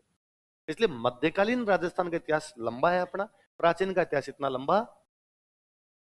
फिर आधुनिक, वो तो अपना जीरो हो गया। क्योंकि आधुनिक इतिहास तो अंग्रेजों वाला इतिहास है, और हमारे पे अंग्रेजों ने कब्जा ही नहीं किया। क्योंकि अंग्रेजों ने भारत में उन उन जगह पे कब्जा किया जहां पर पैसे थे। इधर नंगा नहाए क्या, निचोड़े क्या, अपना और अंग्रेजों का कोई लेना देना नहीं आपस में। मैं बहुत छोटा था तो दादाजी मुझे कहानियां सुनाते, राम जी की, कृष्ण जी की, राजाओं की, ऐसे कहानियां सुनाते। एक दिन मैं क्लास से आया और उस दिन भगत सिंह पढ़ाए थे क्लास में। मैंने आते दादाजी को कहा कि मुझे ना अंग्रेजों की कहानियां सुनाओ। तो उनका वो कौन थे? तो अंग्रेजों ने हमारे देश पे राज किया था ना। उनका क्या होगा यार, उधर किया था, अपने तरफ नहीं किया। अपने तरफ नहीं किया मतलब पूरे भारत पे राज था उनका। होगा, अरे भारत पे होगा, अपने पे नहीं था। भारत पे था, अपने पे नहीं था। अपने फिर कहां थे? कि अब ये नहीं पता मेरे कहां थे, पर अपने अंग्रेजों का राज नहीं था। आप कब पैदा हुए? उनका 1942, मतलब आजादी से पहले पैदा हो गए थे। उनका हाँ, झंडा लगा था तब मैं 5-6 साल का था। झंडा लगा मतलब अंग्रेजों का हटा, भारत के झंडे लगे सब जगह। तब अपने गांव में आपने अंग्रेज नहीं देखे? कि गांव छोड़, मैंने मेरी पूरी जिंदगी में अंग्रेज नहीं देखा। ऐसे कैसे हो सकता है? क्या अंग्रेज अपने से टैक्स लेने नहीं आते थे? नहीं। तो अपने से टैक्स कौन लेता था? तो अपने गांव में फलान जी बैठे ना, वो उनके परिवार वाले टैक्स लेते थे। फिर वो क्या करते कि वो बीकानेर गंगा सिंह जी को पहुंचा देते। बीकानेर में राजा हुए गंगा सिंह, उनके पास टैक्स भेजते। हमारे गांव का जो सामान तो हमसे टैक्स लेगा, वो आगे राजा को दे देगा। तो अंग्रेज नहीं थे ना। तो धीरे धीरे मेरे समझ में आया कि हाँ, हम तब भारत का हिस्सा ही नहीं थे। क्योंकि तब भारत 2 प्रकार का था, एक वह भारत जहां अंग्रेजों का राज था, एक वह भारत जहां राजाओं का राज था। हम राजाओं के भारत में थे, अंग्रेजों के भारत में नहीं थे। फिर धीरे धीरे मुझे समझ में आया कि इसीलिए राष्ट्रगान में हमारा नाम नहीं है। पंजाब, सिंध, गुजरात, मराठा, द्राविड़, उत्कल, बंगा, हम कहां इसमें? पंजाब है, सिंध है, गुजरात है, द्राविड़ मतलब साउथ इंडिया है, उत्कल मतलब उड़ीसा है, बंगा मतलब बंगाल है। हम क्यों नहीं है इसमें? तो समझ में आया कि 1911 में जब राष्ट्रगान लिखा गया था, राजस्थान भारत का अंग नहीं था। तो रविंद्रनाथ टैगोर तो उसको ही भारत में मानेंगे ना जो भारत के अंदर आता है। भारत भाग्य विधाता, तो भारत में तो वही चीजें आएगी जो भारत में थी। भारत में पंजाब था, सिंध था, गुजरात था, मराठे थे, उत्कल था, बंगा था। हमारा उससे कोई लेना देना नहीं था। हमें 47 में मिलाया गया, हम मर्ज किए गए भारत में। अंग्रेजों के भारत में, राजाओं वाले भारत को मिलाया गया। उस दृष्टि से देखा जाए तो हम अंग्रेजों से लड़े ही नहीं। हम अंग्रेजों से क्यों लड़ेंगे जब अंग्रेज थे ही नहीं? तो फिर हम क्या पढ़े? तो हमने कहा हमने अंग्रेजों के खिलाफ तो आंदोलन नहीं किए, पर राजाओं के खिलाफ तो किए थे, और राजा अंग्रेजों के दोस्त थे। तो हम कह देंगे इनडायरेक्टली तो किसके खिलाफ थे? अंग्रेजों के। और डायरेक्टली किसके खिलाफ थे? इसलिए हमने ढूंढ ढूंढ के थोड़ा यूं आंदोलन देखे कि 57 की क्रांति में देखो अपने कभी किसी ने भाटा फेंका हो दूर दराज में, तो एक फलान जी भाटा फेंक गए थे, हमने लिखा लिखो महान क्रांतिकारी जिन्होंने अंग्रेजी साम्राज्य की चूल्हे हिला दी थी। कोई लेना देना नहीं। 57 की क्रांति के टाइम पूरे राजस्थान में 30 अंग्रेज थे। राजस्थान अफसर थे, आर्मी के ऑफिसर हुआ करते वो थे। बाकी अंग्रेजों का अपने से सीधा सीधा कोई भी लेना देना। व्यापारी थे जी, बहुत अच्छे व्यापारी थे वो जानते थे कि वही बिजनेस करना है जहां पे कुछ मिल सकता है। अपने कहां थे? उन्होंने उन्होंने सबसे पहले कब्जा किया साउथ इंडिया, क्योंकि बिजनेस है ही साउथ इंडिया। आज भी राजस्थान पूरा का पूरा साउथ इंडिया बैठा है बिजनेस करने के लिए। उन्होंने अगला कब्जा किया बंगाल। बंगाल की खाड़ी के पास में, जो समुद्र के पास में होंगे बिजनेस वही होगा। हमारे पास समुद्र नहीं है। जो नदियों के पास होंगे वहां खेती बहुत अच्छी होगी, हमारे पास नदियां नहीं है। इसलिए यूपी बिहार पंजाब नदियों के पास थे, इसलिए खेती थी। साउथ इंडिया बंगाल और गुजरात समुद्र के पास में, इसलिए बिजनेस बहुत अच्छा था। भगवान ने हमारे लिए सारे रास्ते बंद कर दिए थे, ना खेती दी ना कोई व्यापार वाणिज्य वाला दिया। तो अपने यूं जिंदाबाद थे, जिंदाबाद बैठे थे। बीकानेर के पास में गांव है, एकदम रोड के ऊपर गांव है, बीकानेर से 40-50 किलोमीटर दूर। पीपल का पेड़ है रोड के ऊपर, तो डोकरे सुबह शाम ताश खेलते हैं वहां बैठे बैठे। एक सरदार जी पंजाब के उस रोड से ट्रक लेके जाते हैं। 20 साल हो गए सरदार जी को देखते हुए कि वो लोग जब भी जाते लोग वहां बैठे बैठे ताश खेलते मिलते। एक दिन सरदार जी नीचे उतरे, सरदार जी नीचे उतरे, कहा मैं 20 साल हो गए ट्रक चलाते हुए, 24 घंटे ट्रक चलाता हूं तो भी घर की पार नहीं पड़ती। तुम सारे दिन ताश खेलते हो, तुम्हारे घर की पार कैसे पड़ती है? आपने लगा बाबू भली रह गए। बाबे भले वाले लोग थे जी। तो अपना प्राचीन काल बहुत कम है, अपना आधुनिक काल बहुत कम है। अपना जो ले दे के बड़ी हिस्ट्री है वो कौन सी है? मध्यकाल। कौन सी है? राजा महाराजा अपने खूब सारे हुए, तो उन राजा महाराजाओं के बारे में बातें अपने पास खूब सारी है। तो एंशियंट कम है अपना, अपना मॉडर्न कम है, लेकिन अपने पास ज्यादा क्या है? ये तो सिलेबस की मोटी मोटी बात। पर जब हम इतिहास की बात करते हैं तो एक सबसे बड़ी चीज है कि यार हिस्ट्री को कैसे जाना जा सकता है, हम कैसे पता लगाएं हिस्ट्री का?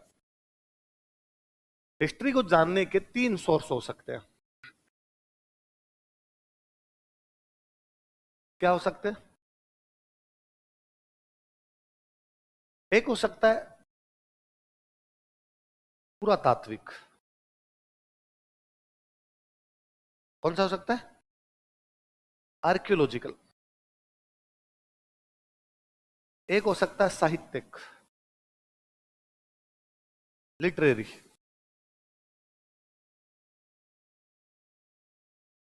एक हो सकता है पूरा लेख, आर्काइवल। हिस्ट्री कितने माध्यम से जानी जा सकती है? 3 माध्यम से। पहली कौन सी? आर्कियोलॉजिकल। जमीन खोदो, खोद के पता लगाओ क्या क्या मिला है। जमीन कहीं खुदाई की और खुदाई के अंदर वहां पर एक लाश मिली और उस लाश के साथ में बर्तन पड़े हैं। इसका मतलब वो लोग ये मानते थे कि मरने के बाद आदमी का दोबारा जन्म होगा, इसलिए बर्तन काम आएंगे, इसलिए मरने के बाद साथ में बर्तन दफना दी। और ऐसा दुनिया के हर देश में हुआ है। दुनिया के प्रत्येक देश में ज्यादातर लोग ये मानते थे कि पुनर्जन्म होता है। पुनर्जन्म होता है तो बाद में साथ में बर्तन मिले, खाने पीने की चीजें मिली, आभूषण मिले। ये हमें बताता है कि यार उस समय के लोग कैसे रहते होंगे। हम उनके सोशल स्ट्रक्चर जो भी उसके बारे में पता लगाते हैं। हमने जमीन खोदी, वहां पर इतना बड़ा मटका मिला। यार पानी तो नहीं रखते होंगे इस मटके में, बहुत बड़ा मटका है। अनाज रखते होंगे, आटा रखते होंगे इसमें। ये चीज है। हमने जमीन खोदी, एक ही जगह पे 6 चूल्हे हैं। पता चला जॉइंट फैमिली होगी, बड़ा परिवार होगा। एक चूल्हे पे तो रोटियां कैसे बनती? 50 आदमियों की। लिखा होगा एक पे रोटी बन जाए, एक पे सब्जी बन जाए, एक पे पानी गर्म हो, एक पे दूध गर्म हो। 5-6 चूल्हे मिले। हमने जमीन खोदी, हमें एक मकान मिला और मकान पक्के ईंटों का है। हमें पता चला कि यार ये लोग ईंट बनाना सीख गए थे और ये पक्के ईंटों के मकान मिल रहे हैं अपने को यहाँ से। हमने जमीन खोदी और जमीन में नालियां मिली। हम पता चला यार ये स्वच्छता के प्रति कितने जागरूक थे। किन्हों लगता था यार ड्रेनेज होना चाहिए, पानी बाहर जाना चाहिए, घर में पानी इकट्ठा हो गया तो बीमार हो जाएंगे। ये लोग इसके बारे में जानते थे। हमने जमीन खोदी कहीं से, वहां से खोपड़ी मिली, उसमें छेद निकले हुए। हम चला टांके लगाए होंगे किसी आदमी के, गिर गया होगा, लग गई होगी, टांके लगाए, सर्जरी करना जानते होंगे ये लोग।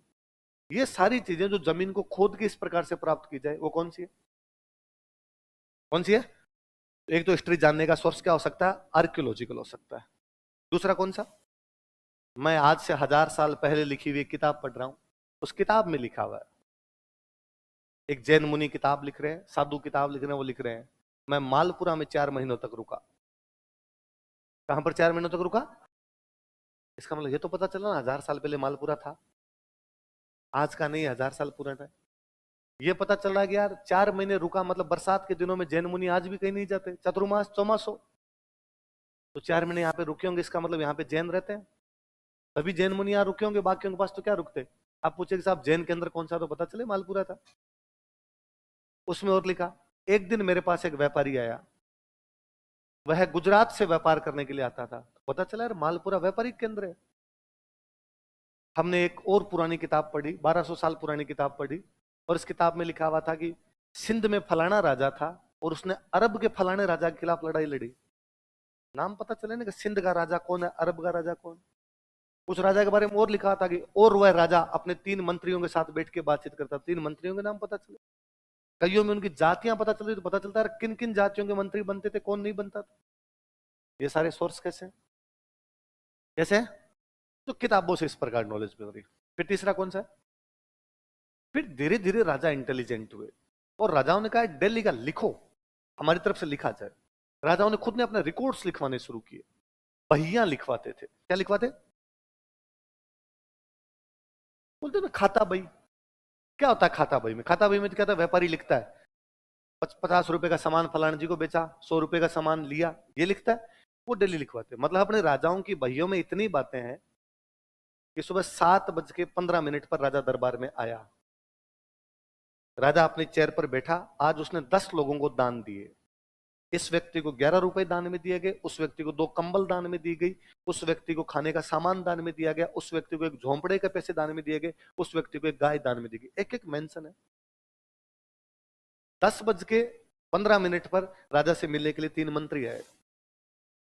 उन 3 मंत्रियों ने राजा से इस विषय पर इस प्रकार की बातचीत की। उसके बाद राजा खाना खाने के लिए चला गया। आज राजा ने खाने में ये खाया, मेंशन है पूरा रिकॉर्ड, पूरे दिन का एक एक बात। उस बही का नाम है हकीकत बही। क्या नाम है? ऐसी बहियां जिनमें राजाओं की हकीकत लिखी हुई है। वो बहियां कौन सी होगी? एक कोई और बही मिली हमें, उस बही में लिखा हुआ है कि राजा के राज परिवार में इतनी महिलाएं हैं, राजा की रानियां, उसके भाइयों की पत्नियां, उसके जो पिताजी मर गए पर उन पिताजी की जो रानियां थी, 5-7 रानियां थी वो, और महिलाएं, काम करने वाली महिलाएं, कि जहां महिलाएं रहती है उस जगह को अपने यहां पे बोलते जनाना। क्या बोलते? या मुसलमानों के आने के बाद एक टर्म यूज में लेने लगे थे, हरम। क्या बोलते? लिखा जनाना में 27 रानियां रहती है, या जनाना में 27 महिलाएं रहती है। उसमें लिखा हुआ है कि आज फलानी रानी के लिए नया सूट आया था, वो सूट के इतने रुपए हैं। आज फलानी रानी ने नया चूड़ा पहना था, उस चूड़े के इतने रुपए हैं। यदि कोई रानी मर गई तो उसका वो जो सामान है वो राजकोष में जमा करवाओ। रिकॉर्ड मेंशन है, एक एक शादी हुई राजकुमारी की एक एक बात लिखी हुई। लाडू कितने बने थे, चीनी कहां से लाए थे, बूंदी किसने बनाई थी, सब कुछ लिखा। एक मकान बनाया उन्होंने, मकान में लिखा है ईंटें यहां से लाए थे, चूना यहां से लाए थे, इतने लोगों ने मिलकर बनाया था, इतने दिन तक काम किया था, इतने इतने घंटे काम किया था, इतने रुपए लगे। बाकी राजसमंद झील के बाहर एग्जैक्टली लिखा हुआ है 1,08,07,056 रुपए 50 पैसे इसमें खर्च हुए, इतने दिन तक हमने काम किया। एक एक चीज मेंशन की उन्होंने। ऐसी बहियां जिनके अंदर ये निर्माण कार्य लिखा जाता, हम कहते हैं कमठाना। कौन सी बही है? आज भी गांव में जब मकान बनता है कोई पूछता है क्या कर रहे हो, कम ठो चले। पिछली बार कॉलेज लेक्चरर में क्वेश्चन पूछा, ऐसी बहियां जिनमें निर्माण कार्यों की जानकारी मिलती हो क्या कही जाती है? तो राजाओं के रिकॉर्ड्स जब मिलते हैं वो तो कौन से हैं? फिर हमें पता चला गया रिकॉर्ड्स में बड़ी मजेदार चीजें मिलती हैं इनके अंदर, बट दिल्ली का है तो कुछ ना कुछ मिल जाएगा उनके अंदर। तो ये रिकॉर्ड हमने एक जगह रखवा ली, बीकानेर। कहां पे रखवा लिए? तो राजस्थान की जितनी भी बहियां ये कहां पर रखी हुई है? बीकानेर। तो जहां पर ये रिकॉर्ड रखे हुए उस जगह को बोलते हैं अभिलेखागार। क्या बोलते हैं? आर्काइव्स। तो राजस्थान का स्टेट आर्काइव्स, राजस्थान का राज्य अभिलेखागार तो कहां पर है? बीकानेर। भारत का राष्ट्रीय अभिलेखागार है दिल्ली। कहां पर है? तो भारत की महत्वपूर्ण चीजें तो कहां रख रखी है? दिल्ली। राजस्थान वाली महत्वपूर्ण चीजें कहां रख रखी है? हिस्ट्री जानने के 3 सोर्स हो सकते हैं। जमीन में खुदाई करके पता करो कौन सा सोर्स है, किताबें पढ़ के पता करो, जो राजाओं के रिकॉर्ड्स हैं उनसे पता करो। कौन सा हो सकता है? पुराण। आई बात समझ? इतिहास जानने के सोर्स कौन कौन से हैं? पुरातात्विक, साहित्यिक और पुराण। लिखो, यहीं से शुरू करते हैं, पढ़ते हैं थोड़ा अपने।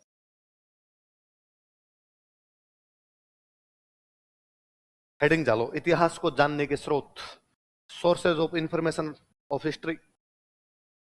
इतिहास को जानने के स्रोत,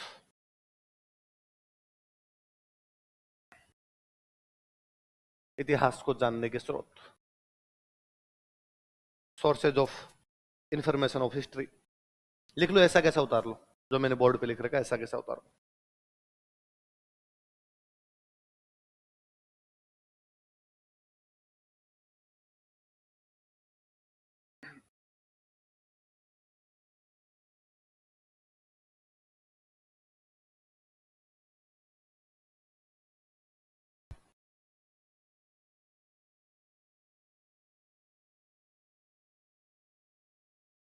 आर्कियोलॉजिकल, लिटरेरी और आर्काइवल, पुरातात्विक, साहित्यिक और पुरालेख। कौन कौन से बताओ देखे? पुरातात्विक, साहित्यिक और पुरालेख, आर्कियोलॉजिकल, लिटरेरी और आर्काइवल।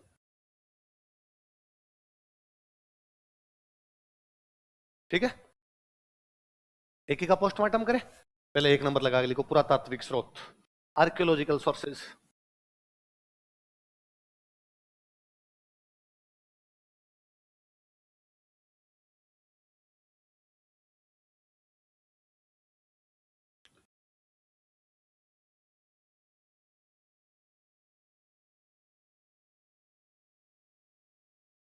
इसमें क्या क्या चीजें पढ़ सकते हैं हम, क्या क्या चीजें हो सकती है, देखना। देखो इधर एक बार सुनना। एक तो जो मैं ये बता ही रहा हूं कि जमीन खोदी, जमीन खोद के जो भी अपने कुछ मिलता है, सुनना एक बार, लिखना कुछ ही मत, एक बार ध्यान दीजिए। आज थोड़ी सी बातें सुन लोगे, आगे अपने डेली ज्यादा माथा पच्ची नहीं करनी पड़ेगी, अपने को समझ में आएगी।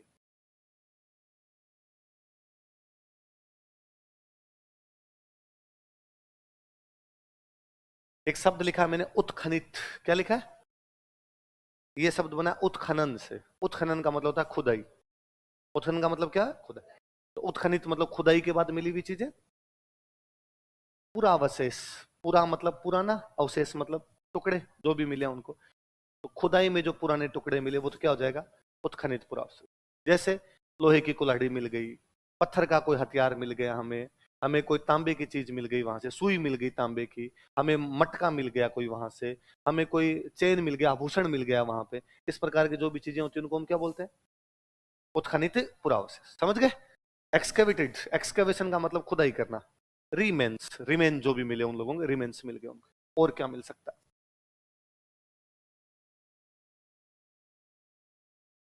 अभिलेख।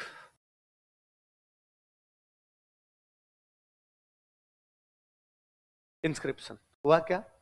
एक राजा ने मंदिर बनवाया, मंदिर बनाया तो उसने बाहर एक बोर्ड लगाया, ये मंदिर मैंने बनवाया, इस मंदिर को बनाने मैंने इतने रुपए खर्च किए थे, इस मंदिर में फलाने फलाने मिस्त्री ने बनाया। आज भी होते हैं, रोडवेज बस स्टैंड के बाहर लिखा होता है, इस बस स्टैंड का निर्माण फलाने मुख्यमंत्री के टाइम में करवाया गया था, इसके ठेकेदार फलान जी थे, इसका उद्घाटन करने के लिए फलान जी आए थे, इसमें इतने रुपए लगे, लिखा होता है। आप अस्पताल जाइए, हॉस्पिटल, सॉरी आप बस स्टैंड जाइए, जो भी सरकारी काम होंगे उनके बाहर लिखा होगा किसने करवाया। उस समय सरकार कौन थी? राजा। तो राजा लिखवा था। अब एक पुराना मंदिर है कि कोई राजा ने कोई भाई 800 ईस्वी के अंदर मंदिर बनाया, उसमें लिखवा दिया। लड़ाइयां होती थी, लड़ाई हुई, उस लड़ाई में मंदिर टूट गया, आक्रमणकारी मंदिर को तोड़ गए, या पुराना होकर मंदिर टूट गया तो भाटे इधर उधर हो गए, पत्थर इधर उधर बिखर गए। अब वो पत्थर लोग अपने घर उठा के ले गए, अपने घर लोगों ने पत्थर लाके रखने शुरू कर दिए। उनमें एक पत्थर वो भी चला गया जिसपे लिखा हुआ था, किसी के घर चला गया। फिर सरकार ने घोषणा की कि भाई साहब कोई किसी के पास ऐसे बाटे हों जिन पे कुछ लिखा हुआ हो हमें बताएं। तो सरकार को किसी ने आया था मेरे पास। अपने एक बहुत अच्छे इतिहासकार वे राजस्थान के गौरी शंकर हीराचंद ओझा। कौन वे? आजादी से पहले गौरी शंकर हीराचंद ओझा मेवाड़ रियासत वालों की तरफ से हिस्ट्री लिखने का काम कर रहे थे, मेवाड़ के राजाओं की तरफ से। तो उन्होंने मेवाड़ में घोषणा करवाई कि किसी के पास भी कोई पत्थर पे कुछ लिखा हुआ हो तो हमें बताओ यार आके। तो एक आदमी ने कहा कि मेरे पास एक बाटा पड़ा है, आके देख लो आप। वो बाटा ले जाके देखा तो उस बाटे पे आधे पे तो कुछ लिखा हुआ था और आधे पे मिट गया लिखा हुआ। तो उन्होंने पूछा ये कैसे है? ये तो अभिलेख का पत्थर है, लेकिन इस पत्थर पे आधे पे लिखा हुआ और आधे पे मिट गया, धुंधला धुंधला दिख रहा है। तो उसने कहा मेरी वाइफ है ना, इस पे कपड़े धोती है, इस साइड पे कपड़े धोती है, थापी मार मार के मिटा दिया उसने। अब उसमें आधी पड़ती चीजों से अपने को जोड़ना पड़ता है कि यार इधर क्या लिखा होगा, इधर ये लिखा तो ये कुछ ये लिखा होगा। उनको अजमेर में एक अभिलेख मिला, उसकी भी सेम कंडीशन थी, आधे आधे साइड में भाग मिटे। तो उन्होंने पूछा भाई क्या है? तो उसने कहा मैं एक साइड में तंबाकू कूटता हूँ। वो अभिलेख, वो तंबाकू कूटने वाला जब वो अभिलेख लेके आए, वो राजस्थान का सबसे पुराना अभिलेख है, अशोक से 200 साल पहले का बड़ली बड़ली अभिलेख, जो राजस्थान का सबसे पुराना अभिलेख है। ओझा जी को अजमेर में मिला था, उसमें लोग तंबाकू कूट गए। ऐसे अभिलेख मिलते हैं अपने को। तो ये अभिलेख भी तो पुरानी जानकारी दे रहे हैं। यदि वो पत्थर ना मिलता तो क्या हमें उस टाइम की जानकारी मिल पाती? अब वो मतलब 450 BC के आसपास का अभिलेख है, अशोक से 250 साल पहले का अभिलेख है। उसमें अपने चित्तौड़गढ़ के गांव का नाम है। इसका मतलब गांव चित्तौड़गढ़ से पुराना है। चित्तौड़गढ़ बाद में यार गांव उससे पुराना बसा हुआ है। उस गांव की जानकारियां मिल रही है यार, ये गांव किसी टाइम में बहुत बड़ा केंद्र रहा होगा अपने आप में। और क्या जानकारियां, और कहां से पुरानी जानकारियां मिल सकती है आर्काइवल?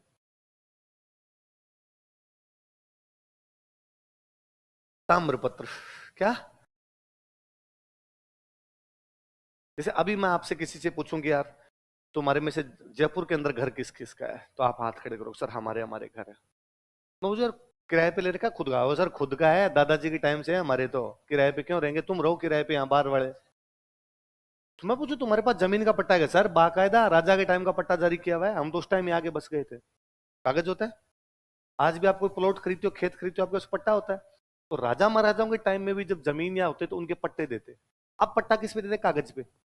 कागज पे लिख के देते हैं क्योंकि कागज को आप सुरक्षित रख सकते हो। उस टाइम ये मानते हैं अगर कागज सुरक्षित कैसे रहेगा, गल जाए, जल जाए, पानी पड़ जाए उस पे, तो तांबे के वो होते पट्टियां बनी होती, उन तांबे की पट्टियों पे खोद के देते कि अब ये फलानी जमीन फलाना राजा फलाने को दे रहा है। उनको बोलते हैं ताम्रपत्र। क्या बोलते हैं? ऐसे सोने पे खोद के दो तो स्वर्ण पत्र, चांदी पे खोद के दो तो कॉपर की प्लेट लेते, सीधी प्लेट ली, उसके ऊपर लिखवाया, बाकायदा खुदवाया, तो आगे काटा, काट के दे दी। बोले साहब तांबे वाले लिख के दिया, अब ना तो मिटे, ना फटे, ना गले, ना जले, कुछ नहीं होगा, संभाल के रख। अब वो पीढ़ियों तक होता। आपको जो इस जमीन का तुम्हारे पास क्या एविडेंस है कि भाई साहब तांबा पत्थर है, तांबा पत्थर पे लिखा, पढ़ लो। अब भले 100 साल बाद में भी तांबा पत्थर पे तो मिटना है नहीं, ताम्र पत्र मिले। अब वो ऐसे पुराने ताम्र पत्र मिलते हैं अपने को, वो पुराने ताम्र पत्र बता। जैसे एक बहुत बड़ा एविडेंस मिला, कई सालों तक ये मानते थे कि यार हल्दी घाटी युद्ध में अकबर जीता था। कौन जीता था? अपने किताबों में भी सब में आता है अकबर जीता, अकबर जीता। 10-15 साल पहले अपने उदयपुर की हिस्टोरियन ने कहा कि नहीं प्रताप जीते।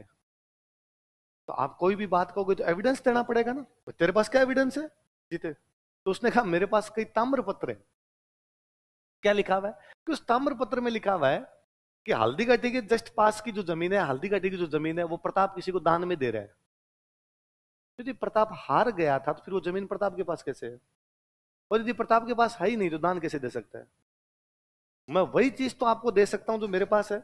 मैं खुद तो गले में धागा डाल के घूमता हूं और आपको लह सोने की चैन, तो आपको सर पहले खुद तो आओ, यही तो होगा। यदि मेरे पास कोई चीज है ही नहीं तो आपको कैसे दी जा सकती है? यदि प्रताप के पास वो जमीन ही नहीं तो प्रताप बांट कैसे रहा है? और यदि प्रताप बांट रहा है इसका मतलब जमीन प्रताप की है, और यदि जमीन प्रताप की तो प्रताप जीता है। यदि हारता तो उस जमीन पे कब्जा होता। इसलिए आजकल हल्दी घाटी में वहां जो बोर्ड लगे थे सरकार ने सारे चेंज कर दिए, बाकायदा लिखा कि प्रताप की जीत हुई। ये ताम्र पत्र ना मिलते तो हम ये एविडेंस नहीं दे पाते। ताम्र पत्र कितनी बातें बताते, खूब सारे उन्होंने बताया साहब फलाने जी को दान दिया, फलाने जी को दान दिया, फलाने, एक नहीं कई सारे ताम्र पत्र है। ये लो साहब, इससे पता चलता है। और चीजें सिक्के, हम मेवाड़ में एक वंश पढ़ेंगे गोहिल। कौन सा पढ़ेंगे? और हम कहते हैं गोहिल वंश का सबसे बड़ा राजा हुआ था बापा रावल। कौन हुआ? आपका सवाल आ सकता है सर ये बड़ा क्यों था, इससे पहले राजा नहीं हुए थे क्या? मैं कहूं हुए थे यार, इससे पहले 9 और हो गए थे, ये तो 10वें नंबर पे आया था। तो सर उन 9 को तो नहीं पढ़ाते, आप कैसे कह सकते हो बड़ा है? तो यार बापा रावल से पहले किसी का भी सोने का सिक्का नहीं मिल रहा। पहली बार सोने का सिक्का मिल रहा हो किसका है? इसका मतलब ये तगड़ा आदमी हुआ था तभी सोने के चलाए हैं। पहले वाले चांदी तांबे से काम निकाल रहे हैं, पहले वालों के मिले हैं। पर किसी का तांबे का मिला और किसी का क्या मिला है, चांदी। सोने का पहली बार इसी का मिल रहा है, इसका मतलब ये बड़ा राजा तो था। हमने कहा अजमेर में एक राजा हुआ था अजय राज, क्या नाम था, और उसकी पत्नी का नाम है सिक्कों पे। इसका मतलब रानियां भी सिक्के जारी करती थी। इसका मतलब महिलाओं की स्थिति ठीक है कि रानियों ने सिक्के जारी किए। यदि सिक्का ना मिले तो हमें क्या पता चला रानियों ने सिक्के जारी किए। अपने पाटलिपुत्र का बहुत बड़ा राजा हुआ समुद्रगुप्त। कौन राजा हुआ, और समुद्रगुप्त के सिक्कों पर उसकी मां का नाम है। वो बार बार कहता है कि सब पापा छोड़ो, मम्मी ये है। क्या करोगे पापा का नाम पूछ के, नाना जी को जानते हो गया। इसका मतलब उसके ननियाल वाले शक्तिशाली ज्यादा है। वो तो उसके पापा चंद्रगुप्त का नया नया आरएस में सिलेक्शन हुआ है, इसलिए बड़े लोगों ने बेटी दे दी। कि बहुत बड़ा वंश हुआ करता था वहां बिहार के अंदर, लिच्छवी। कौन सा था, और लिच्छवी बहुत पुराने क्षत्रिय थे, भगवान महावीर के उनके टाइम के क्षत्रिय थे लिच्छवी। और लिच्छवी बाद में कमजोर पड़ गए और एक नया बंदा उभर के आता चंद्रगुप्त। तो लिच्छवियों ने चंद्रगुप्त से अपनी बेटी की शादी की। चंद्रगुप्त राजी होकर उनसे शादी करता है कि यार ठीक है, लिच्छवी आज कमजोर पड़ गई पर नाम कितना बड़ा है। तो जाकर लिच्छवियों की राजकुमारी से शादी की हुई मेरी। तो वो अपने सिक्कों पर बाकायदा रानी की फोटो लगाता है। रानी डोमिनेट करती होगी कि तुम्हारी औकात क्या है, अरे मेरे बाप ने तुम्हें दे दिया, बाकी तुम कल को लीचड़ घूमते थे इधर उधर, हम परंपरागत राजा, मेरा नाम लिखवा। और उसका बेटा समुद्रगुप्त तो बार बार करा, पापा को छोड़ो यार, क्यों पापा की बेइज्जती करवा रहे हो तुम, मम्मी ये है, मम्मी का नाम दो। वो यूं लिखवा था लिच्छवी दोहित्र, मैं लिच्छवियों का दोहिता हूं। ये आज तक भी तो अपने घर में कोई बड़ा आदमी हो जाता है, अपने उसका नाम बताते हैं। अपने पूछे तुम कौन हो, तो अपने कहते मैं फलान जी का भतीजा हूं। अरे पापा बता, अनन चाचा जी वो है, क्योंकि कामयाब कौन हुए, चाचा जी हुए। तो ये यदि सिक्के ना मिलते तो हमें क्या पता चलता कि ये चीज है या नहीं। और चीजें, पेंटिंग्स,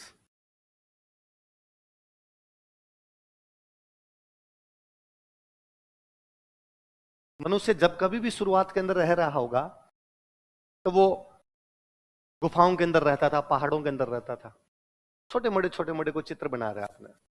वो जब चित्र देखते हैं तो उनमें ज्यादातर जो पेंटिंग मिलती है वो शिकार करते हुए है। कैसी पेंटिंग है, हंटिंग, हंटिंग पेंटिंग से सारी शिकार करते हुए पेंटिंग है। इसका मतलब शुरुआत के मनुष्य का बेसिक जीवन ही उस पर संबंधित। मतलब आज अपना को छोटा टाबरी पेंटिंग करता है तो वो क्या चित्र बनाता है कि उसने जीप बना दी, है ना, क्योंकि उसने पापा की जीप देखी है। वो अपना घर बना रहा है, झोंपड़ी बना रहा है, पेड़ बना रहा है, क्योंकि उसने देखा है। उस समय का मनुष्य शिकारी देख रहा था। तो पेंटिंग किसकी बना रहा है, वो पेंटिंग बताती है कि प्रारंभिक मनुष्य आखटक है, अखेट करता है, हंटिंग करता है, शिकार करता है। तो पुरानी पेंटिंग्स बहुत कुछ बताती है उसके बारे में।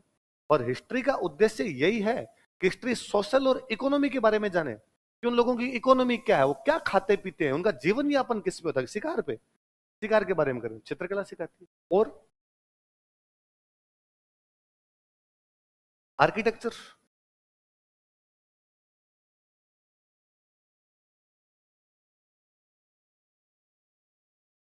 स्थापत्य कला, आर्किटेक्चर से हमें खूब सारी चीजों का पता चलता है कि एक पुराना मंदिर मिला, बहुत पुराना मंदिर, बोले वो टूट फूट गया थोड़ा बहुत भी है, लेकिन उससे ये तो पता चलता है मंदिर बनता कैसे था। आज वाले मंदिर में पुराने वाले मंदिर में क्या अंतर है। पहले इतने बड़े बनाते थे, छोटे बनाते थे, कौन से पत्थर का प्रयोग करते थे, ये पत्थर यहाँ तो होता ही नहीं, तो लाते कहां से थे। तो कौन सी पास वाली जगह से पत्थर होता है, वहां होता है, इसका मतलब वहां से पत्थर मंगवाया गया। ये चीजें, मूर्तियां,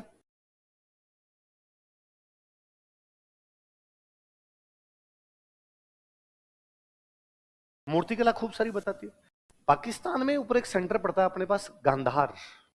कौन सी जगह, गांधार। दुर्योधन की मम्मी वहीं की थी, दुर्योधन का ननिहाल था। दुर्योधन की मम्मी गांधार की थी, इसलिए नाम था गांधारी। क्या नाम था, पहले जहां की राजकुमारियां होती उनके वही नाम हो जाते। राजकुमारी गांधार की, इसलिए नाम क्या हो गया, गांधारी। राजकुमारी पांचाल की, इसलिए पांचाली। द्रौपदी का नाम पांचाली इसलिए नहीं है कि पांच पति है, वो पांचाल देश की राजकुमारी है। मां सीता मिथिला के थे, इसलिए नाम मैथिली। क्या नाम उनका, कौशल्या कौशल के थे। कुंती कौनते प्रदेश की थी, कैकई कैकय प्रदेश की थी। जहां की राजकुमारी होती उनके वही क्या हो जाते ना। तो गांधार नाम की एक जगह है। गांधार से हमें मूर्तियां मिली है भगवान बुद्ध की। किसकी मूर्तियां मिली है, एक भगवान बुद्ध की मूर्तियां मिली मथुरा, एक मिली मथुरा से, दूसरी कहां से, गांधार। जो मथुरा से मूर्तियां मिली है उनमें भगवान बुद्ध बैठे हैं।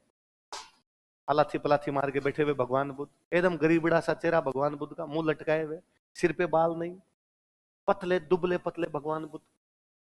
गांधार में भगवान बुद्ध की मूर्तियां, भगवान बुद्ध खड़े हैं, सिक्स पैक एब है, ये डोले सोले बने हुए भगवान बुद्ध, हम गोरे चिट्टे भगवान बुद्ध, ये लंबे लंबे ऋतिक रोशन टाइप के बाल। ये क्या, यहां भगवान बुद्ध अलग, वहां भगवान बुद्ध अलग। पता चला यार, गांधार वाली जो मूर्तियां हैं उन पे यूनान का प्रभाव है। किसका प्रभाव है? ग्रीक, ग्रीक इफेक्ट है। और ग्रीस में एक देवता है, उन देवता को बोलते हैं अपोलो। क्या बोलते हैं? और उनका मानना है कि यार देवता जो होते हैं वो यूं लंबे चौड़े बलिष्ठ उस टाइप के बंदे होते हैं, इसलिए उन्होंने कहा अपोलो यदि लंबा चौड़ा बलिष्ठ है वैसे वैसे भगवान बुद्ध होंगे। उन्होंने मूर्तियां बनाई तो भगवान बुद्ध को वैसे बना दिया। अपने वालों का यह मानना था कि ना, साधु संत जो होता है वो सिक्स पैक एब नहीं रखता, वैसे एक टाइम खाना खाता है इसलिए कैसा हो जाता है, वो बाल वाल लंबे नहीं रखता है, यूं बार बार हाथों में हाथ पे नहीं, ये फालतू में यूं काम है यार, एकदम बाल वाल कटवा के वैसे रखता है। हमारी थ्योरी है कि भगवान बुद्ध बेहद इंटेलिजेंट आदमी थे।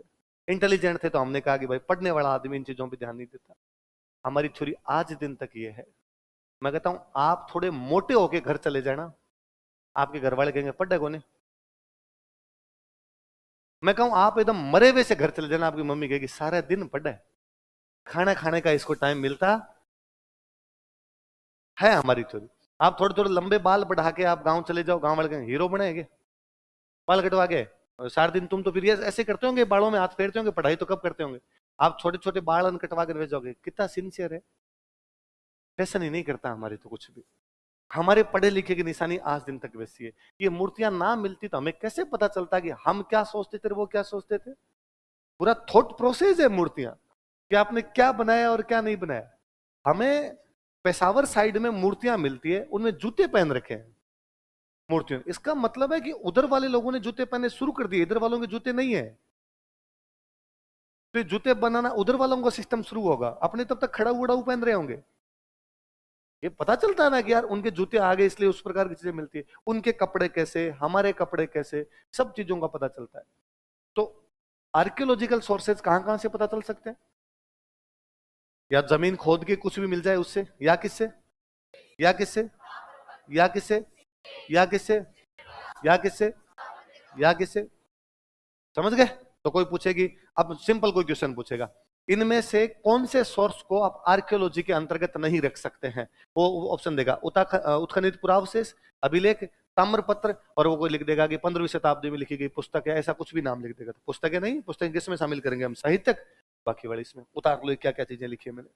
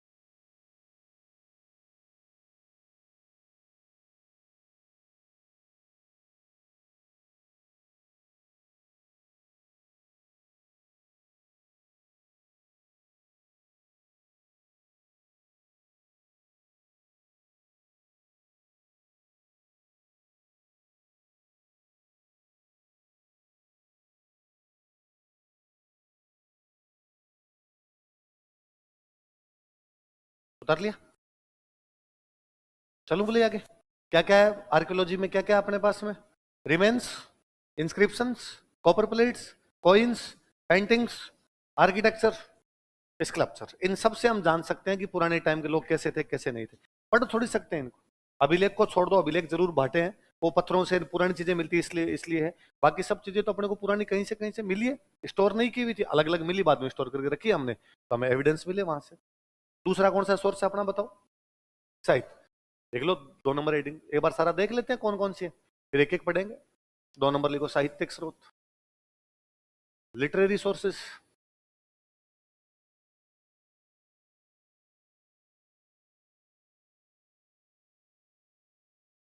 अब देखो पुराने टाइम की जो भी किताबें मिलती है, जो भी कोई अभिलेख मिलते हैं, उनकी भाषा अपने को अपने राजस्थान में मिलती है संस्कृत। किताबों की भाषा क्या मिलती है? एक तो संस्कृत लिटरेचर हो सकता है अपने पास में। और सुनना एक बार, संस्कृत चूंकि पूरे भारत की भाषा थी, हमारी लोकल डायलेक्ट भी बनी, अपनी डायलेक्ट राजस्थानी, तो अपने को कैसा साहित्य मिल सकता है?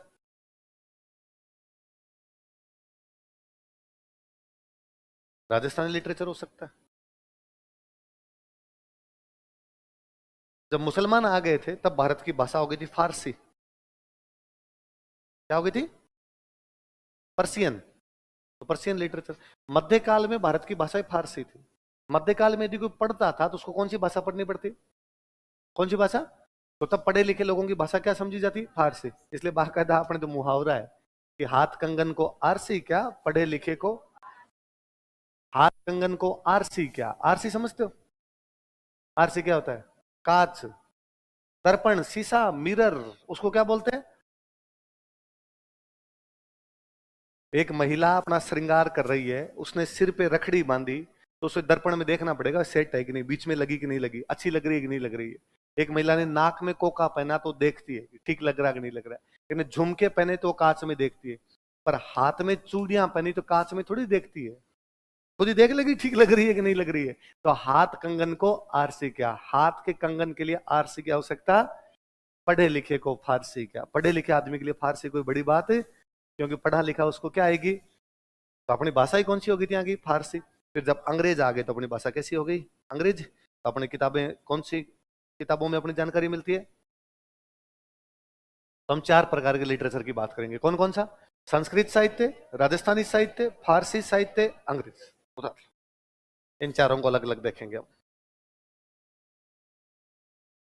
Sanskrit literature, Rajasthani literature, Persian literature और इंग्लिश लिटरेचर।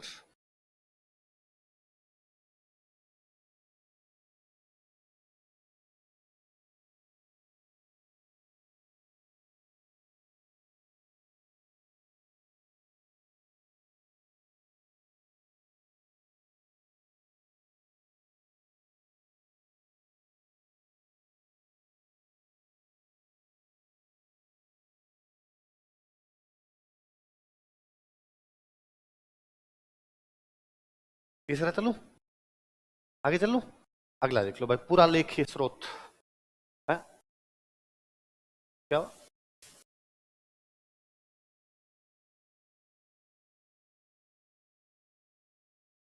Archival sources.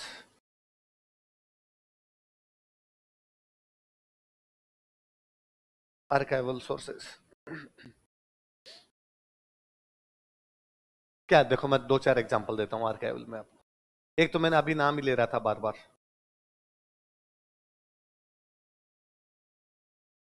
सुनना एक बार, लिख लेंगे अपने। राजा जो अपने जो कुछ भी करता उसके बारे में लिखवाता, वो क्या होती है? खूब सारी बहियां मिली है, बहियों से हमें जानकारियां मिलती है। राजा किसी दूसरे राजा को लेटर लिखता है ना। एक राजा ने, जयपुर के राजा ने जोधपुर के राजा को लेटर लिखा है कि प्लीज सहायता करने के लिए उदयपुर वाले अटैक कर रहे हैं। लेटर से पता चला है ना कि जयपुर जोधपुर मिले फिर उदयपुर के साथ इनकी बनती।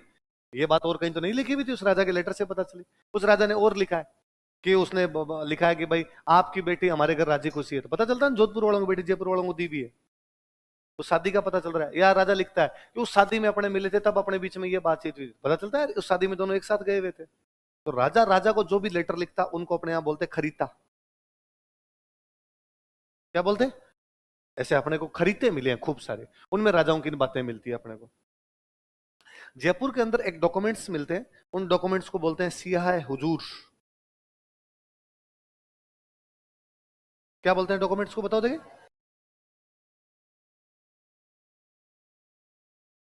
क्या हुजूर? हुजूर मतलब राजा। हुजूर जो कुछ करते हैं उसमें कितना खर्चा आता है? राजाओं के खर्चे लिखे हैं। रॉयल फैमिली का दिल्ली का खर्चा जिन किताबों के अंदर लिखा हुआ उन किताबों का नाम क्या है? अब अपने को इससे पता चलता है कौन से राजा के टाइम में खर्चा कम और कौन से राजा के टाइम में खर्चा ज्यादा। अब खर्चा ज्यादा करा, अपने कहते हैं ये राजा विलासी प्रवृत्ति का था, खर्चे ज्यादा करता था। फिर खर्चे भी किन किन चीजों पे किए वो पता चलता है कि कितने की दारू पी, कितने चीजें निर्माण कार्य में खर्च किए। अब यदि किसी ने शराब ज्यादा पी तो हम कहते हैं वो राजा शराबी था। किसी राजा ने शराब पे खर्चा किया ही नहीं, हमने कहेंगे वो एकदम संतों जैसा व्यवहार करता था। ये कैसे पता चलेगा? जब वो लेटर पढ़ेंगे, जब वो रिकॉर्ड्स पढ़ेंगे। जैसे एक रिकॉर्ड मिलता है, उसका नाम है दस्तूर कोमवार। क्या नाम रिकॉर्ड का पता होता है क्या? क्या नाम है? दस मैं दस्तूर वस्तूर छोड़िए, मैं एक शब्द पे जाता हूं केवल, कौम। क्या शब्द है? कौम। नॉर्मली अपने कौम का मतलब क्या समझते हैं? जाति। कौन किस जाति का है, बाकायदा पूरा एक जयपुर वाला रिकॉर्ड जिसमें ये बताया हुआ है हमारे कौन कौन कर्मचारी और किस किस जाति के। आप वो रिकॉर्ड देखते हैं तो आपको पता चलता है जयपुर में कौन कौन सी जातियां रहती है, कौन कौन सी जातियां पढ़ी लिखी है। पढ़ी लिखी तभी कर्मचारी लगे होंगे। या कौन कौन सी जाति कर्मचारी ज्यादा है, इसका मतलब इस जाति कर्मचारी इस राजा में ज्यादा लगा है। या कौन से राजा के टाइम में कौन सी जाति के ज्यादा है, इस राजा के टाइम में इस जाति के ज्यादा लगे पर इस राजा के टाइम में इस जाति के ज्यादा नहीं लगे। सामाजिक स्थितियां पता चलती है, कौन लोग पढ़े लिखे हैं कौन लोग पढ़े लिखे नहीं। कई जगह ये पता चलता है कि यार इस राजा के टाइम में फलाना था, इस राजा के टाइम में ये है, ये इसका बेटा है। तो पता चलता है यार कई पोस्ट वंशानुगत है, हेरिडिटरी है, इसी जाति के पास ही रहती है, यही हमेशा इसका यही बनता रहता है। ये सब यदि ये रिकॉर्ड ना मिले तो क्या इन चीजों के बारे में जान सकते हैं हम?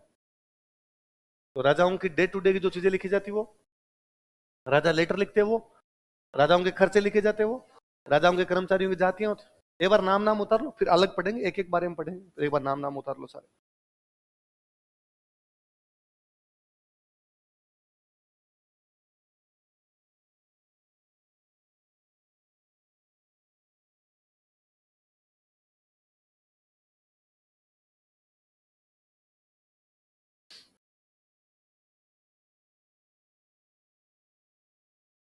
डिवीजन समझ में आया? मोटी मोटी चीजें पल्ले पड़ी है आपके। इतिहास जानने के कितने सोर्स हो सकते हैं? 3। जमीन को खोद के निकाले तब तो, आर्कियोलॉजिकल किताबें पढ़ के, राजाओं के रिकॉर्ड पढ़ के। जमीन को खोद के निकालने वालों में जमीन से खुदी हुई चीजों के आधार पर हो तब तो कौन सा आ जाए? उत्खनित पुरावस। अभिलेखों के आधार पर हो तो अभिलेख, और ताम्रपत्र, और सिक्के, और चित्रकला, और स्थापत्य कला। और साहित्य में कौन कौन सा साहित्य हो सकता है? संस्कृत, राजस्थानी, फारसी। हम राजस्थान की बात करें तब ये, कल को कोई मराठी की बात करता तो मराठी साहित्य होता, कर्नाटक की बात करता था कन्नड़ साहित्य होता। अपने इस प्रकार के मिले तो ये है पूरा लेख में राजा के जो भी रिकॉर्ड्स, किसी भी प्रकार के रिकॉर्ड है वो रिकॉर्ड पढ़ लेंगे हम। भले बड़ी सारी बात है, एक एक पोस्टमार्टम करें, वापस हेडिंग डालो पूरा तात्विक स्रोत, एक एक पढ़ते हैं वापस।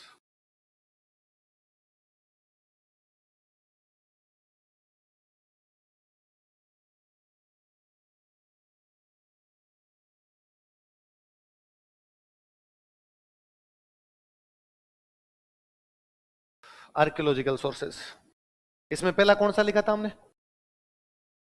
वापस लिख लो, अब इसके बारे में पढ़ते हैं अपने।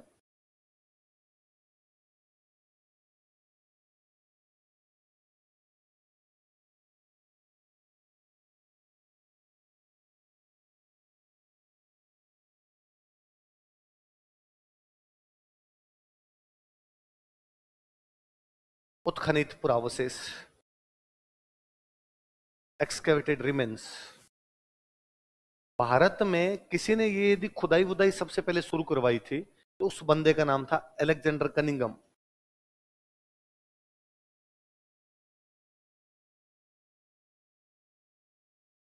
क्या नाम था बंदे का? सबसे पहले अंग्रेजों में एक बंदा है, नाम क्या उस बंदे का? Alexander Cunningham. ये बंदा अपने यहां सबसे पहले इस प्रकार की चीजें करवा रहा है।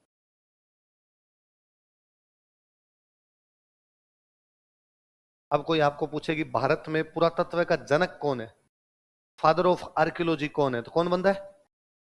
Alexander, father of archaeology. लिखो, एक हेडिंग डालो, इसी में लिखो अलेक्जेंडर कनिंगम।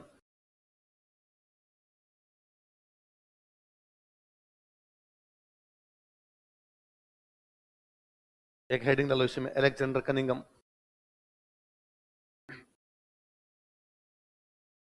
देख लिया? आगे लिखो। इसे भारत में पुरातत्व का जनक कहा जाता है। He is called as father of archaeology in India. इसे भारत में पुरातत्व का जनक कहा जाता है। He is called as father of archaeology in India. इसे भारत में पुरातत्व का जनक कहा जाता है। He is called as father of archaeology in India. Bharat में पुरातत्व का जनक कहा जाता है किसको? Alexander Cunningham. अब ये पूरे भारत में तो ये, फिर इसने एक बंदा राजस्थान भेजा गया, यार तू राजस्थान वाला संभाले। एक आदमी सारा कैसे संभाले? तो एक बंदा अपने राजस्थान भेजा गया, उस बंदे का नाम था कार्लाइल। पूरा नाम था एसीएल कार्लाइल। क्या नाम बंदे का बोलो देखे? ACL car. हेडिंग डालो एक और इसी में, एसीएल कार्लाइल। कार्लाइल याद रख लो अपने, एसीएल याद ना भी रहे तो कार्लाइल। 1871 में भेजा था इसको इधर अपने, एसीएल कार्लाइल। आगे लिखो, इसे राजस्थान में पुरातत्व का जनक कहा जाता है। He is called as father of archaeology in Rajasthan. Rajasthan में पुरातत्व का जनक कहा जाता है। ही इज कॉल्ड एज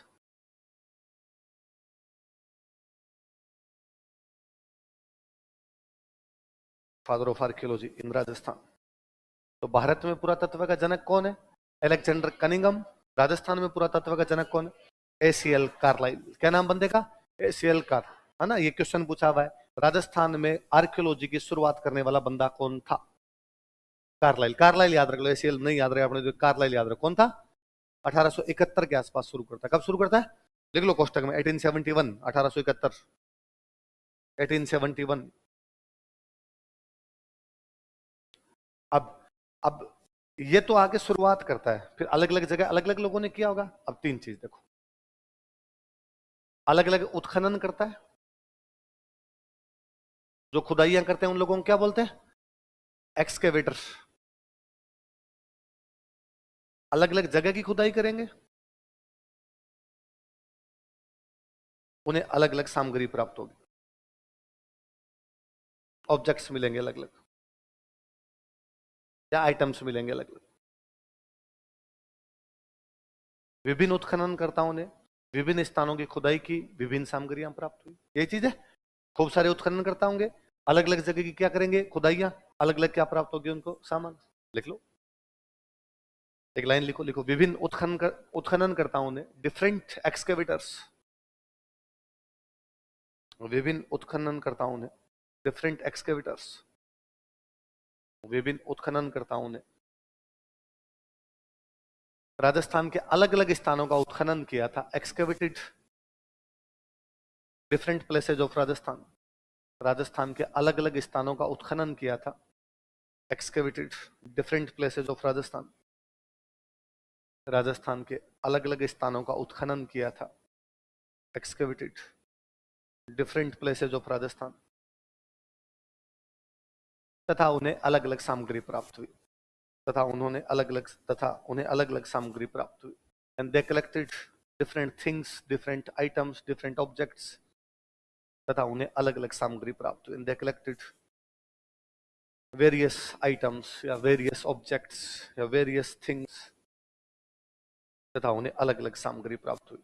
तीन चीज है, उत्खनन करता है खूब सारे, अलग अलग खुदाइयां कर रहे हैं, अलग अलग क्या मिल रही है चीज। हम तीनों चीजें पढ़ते हैं। कौन कौन उत्खनन करता रहोगे, थोड़े नाम लिखते हैं ताकि आगे हम पढ़े तब अपने थोड़े दिमाग में रहे। मैं कुछ उत्खनन करता हूँ, नाम लिखता हूँ, सुनना एक बात, लिखना मत। एक्सकेवेटर्स कौन कौन से? जैसे अपने यहाँ बहुत पुराने टाइम में एक्सकेवेटर रहे जो बहुत फेमस रहे, वीरेंद्र नाथ मिश्र। कौन रहे? कई अलग अलग जगह की खुदाई करके गए, वीरेंद्र नाथ मिश्र।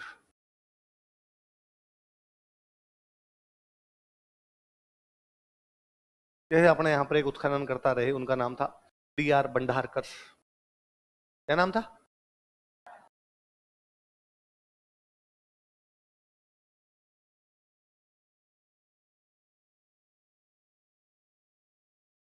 जैसे अपने यहाँ पर एक उत्खनन करता रहे रतन चंद्र अग्रवाल। कौन रहे? रतन चंद्र अग्रवाल। इन्होंने खूब सारी अलग अलग जगह का उत्खनन किया।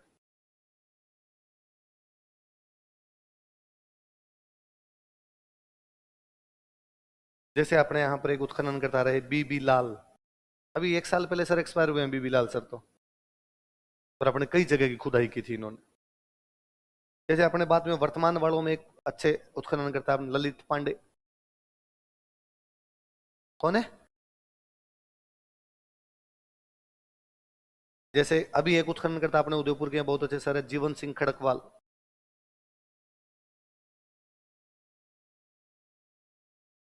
क्या नाम है? अभी सर उत्खनन वगैरह जो राजस्थान में चल रहा है उनमें भाग लेते रहते हैं। उतारो, देखे नाम उतारो, आप उत्खनन करता लिखो फिर मैं बताता हूँ। कुछ नाम लिखे हमने यूं रैंडम नाम उठा के लिखे ताकि याद रहे कि राजस्थान में कौन कौन ऐसे लोग हुए।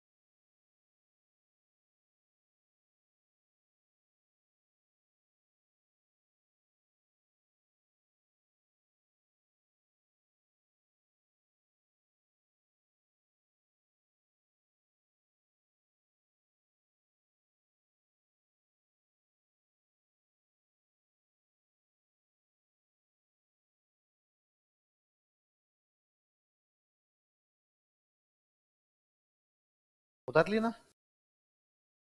अब देखो, अब कभी क्वेश्चन आएगा, 3 कोई नाम देंगे, रतन चंद्र अग्रवाल, वीरेंद्रनाथ मिश्र, जीवन सिंह खड़कवाल इत्यादि है, फिर वो 3 लिखेगा। राजस्थान में राजाओं के दरबार में रहने वाले 3 मंत्री, राजस्थान में कृषि पर शोध करने वाले 3 कृषि वैज्ञानिक, राजस्थान में खजूर की खेती करने के लिए बुलाए गए 3 वैज्ञानिक, राजस्थान के 3 पुरातत्वविद। क्या हो गया? 3 राजस्थान के 3 इस बार आईएएस में सवाल था, उन्होंने 3 साउथ इंडिया के दे दिए। साउथ इंडिया के 3 आर्कियोलॉजिस्ट लिखे और लिखा कि कौन है? भारत में रेल बिछाने वाले इंजीनियर, भारत के अंदर खुदाई करने वाले 3 पुरातत्वविद, शिक्षा को बढ़ावा देने वाले भारत के अंदर 3 अंग्रेज, चौथा एक कोई ऑप्शन और दे दिया। अब यदि कोई थोड़ा बहुत आर्कियोलॉजी वाले नाम सुने हुए हो तो एक को देख के पता चल जाएगा सारे सारे कौन है, आर्कियोलॉजिस्ट है। तो जब आईएएस वाले इसी साल का पेपर है, इसी साल वाले में उसमें पूछ सकते हैं तो अपने वाले पूछ सकते हैं ना, अपने वाले 3 अपने वालों के नाम देके पूछ लेंगे। तो अपने अलग अलग जगहों पे अलग अलग खुदाई करने वाले लोग थे, उनमें कुछ लोग ही है। अभी हम पढ़ेंगे किस किस जगह किस किसने की थी, वो अलग देख लेंगे। अभी ये देख, फिर अपने राजस्थान में से कौन कौन सी पुरानी जगह जहां पर खुदाई की गई थी, वो जगह कौन कौन सी है, सुनो एक बात देख, कौन कौन सी जगह ऐसी मिलती है। जैसे एक जगह अपने को मिलती है भीलवाड़ा के अंदर बागोर, कौन सी जगह? जैसे उदयपुर के अंदर अपने को एक जगह मिलती है आहड़, कौन सी जगह? जैसे अपने को हनुमानगढ़ में एक जगह मिलती है कालीबंगा, कौन सी जगह? जैसे को अपने को चित्तौड़गढ़ के अंदर एक जगह मिलती है नगरी, कौन सी जगह? जैसे अपने को नागौर में एक जगह मिलती है डीडवाना,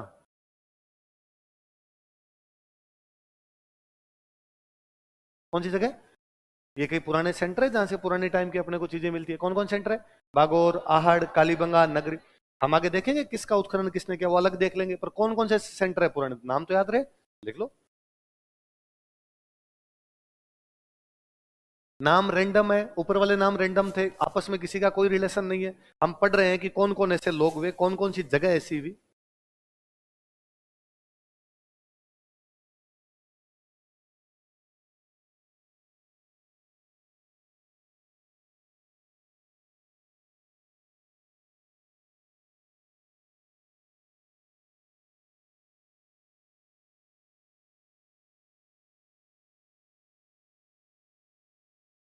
डिस्ट्रिक्ट लिख लो इनके थोड़े, बागौर में लिखो भीलवाड़ा ताकि याद रहे थोड़ा, आहड़ उदयपुर, बागौर कहां पर है? भीलवाड़ा। आहड़ कहां पर है? कालीबंगा लिखो, हनुमानगढ़। कालीबंगा कहां पर? हनुमान। नगरी लिखो चित्तौड़, नगरी कहां पर? चित्तौड़। डीडवाना लिखो नागौर। एक और लिख लो, एक सेंटर और लिखो नोहे, पूर्वी राजस्थान का भी एक हो जाए। नोहे पड़ता भरतपुर, तो फिर पूर्व पश्चिम उत्तर दक्षिण सब जगह के लिख लिया हमने। नोहे, नोहे कहां पड़ता है? अब कई बार तो कुछ सिंपल क्वेश्चन आएगा, कोई देगा आपको कि आहड़, नोहे, डीडवाना इत्यादि प्रसिद्ध है, लिखेगा प्राचीन मंदिरों के लिए, प्राचीन राजधानियों के लिए, प्राचीन काल के पुरातत्व केंद्रों के लिए और उनकी अच्छी किस्म के लिए। तो कुछ सिंपल सा कोई जानता तो जानेगा, पुरातात्विक केंद्र है, आर्कियोलॉजिकल साइट्स है, ये क्या क्या मिलता है इन चीजों से, क्या क्या सामग्री मिलती है। तीन चीजें पढ़िए, अलग अलग उत्खनन करता है, अलग अलग जगह का उत्खनन कर रहे हैं, उनको वहां से क्या मिल रही है, सामग्री, आइटम्स मिल रहे हैं, ऑब्जेक्ट्स मिल रहे हैं, क्या क्या सामग्रियां मिलती है। सुन लो एक बार, बाद में एक साथ लिख लें।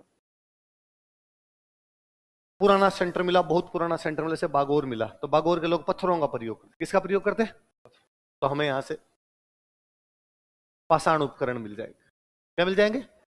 पत्थर के हथियार, उपकरण का मतलब हथियार, स्टोन इक्विपमेंट्स।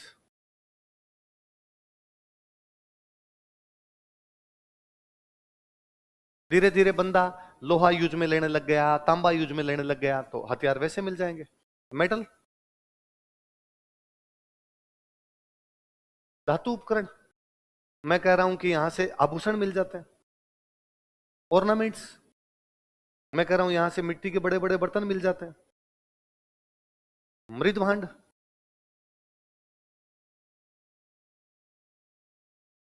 ये कुछ चीजें मिल जाती है। उतार लो तीन चार एग्जाम।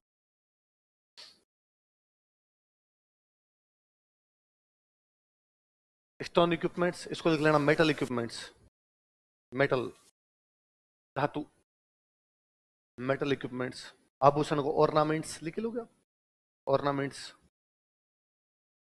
मृद भांड, मृद मतलब मिट्टी, भांडे मतलब बर्तन, बर्तन भांडे बोलते हैं अपने, तो भांडा मतलब बर्तन, मिट्टी के बर्तन मिले उनको क्या कह दिया हमने? मृद भांड।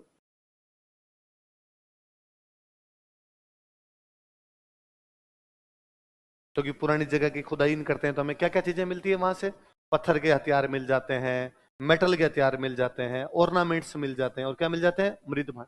ऐसी कौन कौन सी जगह पुरानी जहां से ऐसी चीजें मिली होगी? अपने कुछ एग्जाम्पल लिखे हमने, क्या क्या लिखे? जैसे बागोर है, आहड़ है, कालीबंगा है, नगरी है, डीडवाना है, नोह है। ऐसे कौन कौन लोग थे जो ऐसी चीजें ढूंढते हुए घूम रहे थे? कुछ नाम लिखे हमने। वीरेंद्रनाथ मिश्र है, डी.आर. भंडारकर है, रतन चंद्र अग्रवाल है, और बीबी लाल है, ललित पांडेसर है, जीवन सिंह खड़कवा। ये शुरू कौन करवा रहा था राजस्थान में? कार्लाइल। कौन करवा रहा था? कब लगभग शुरू करवा दिया था उसने? 1871। कब करवा दिया था? 1870। भारत में ये शुरुआत किसने करवाई थी? Alexander Cunningham. इतिहास को जानने कितने सोर्स हो सकते हैं?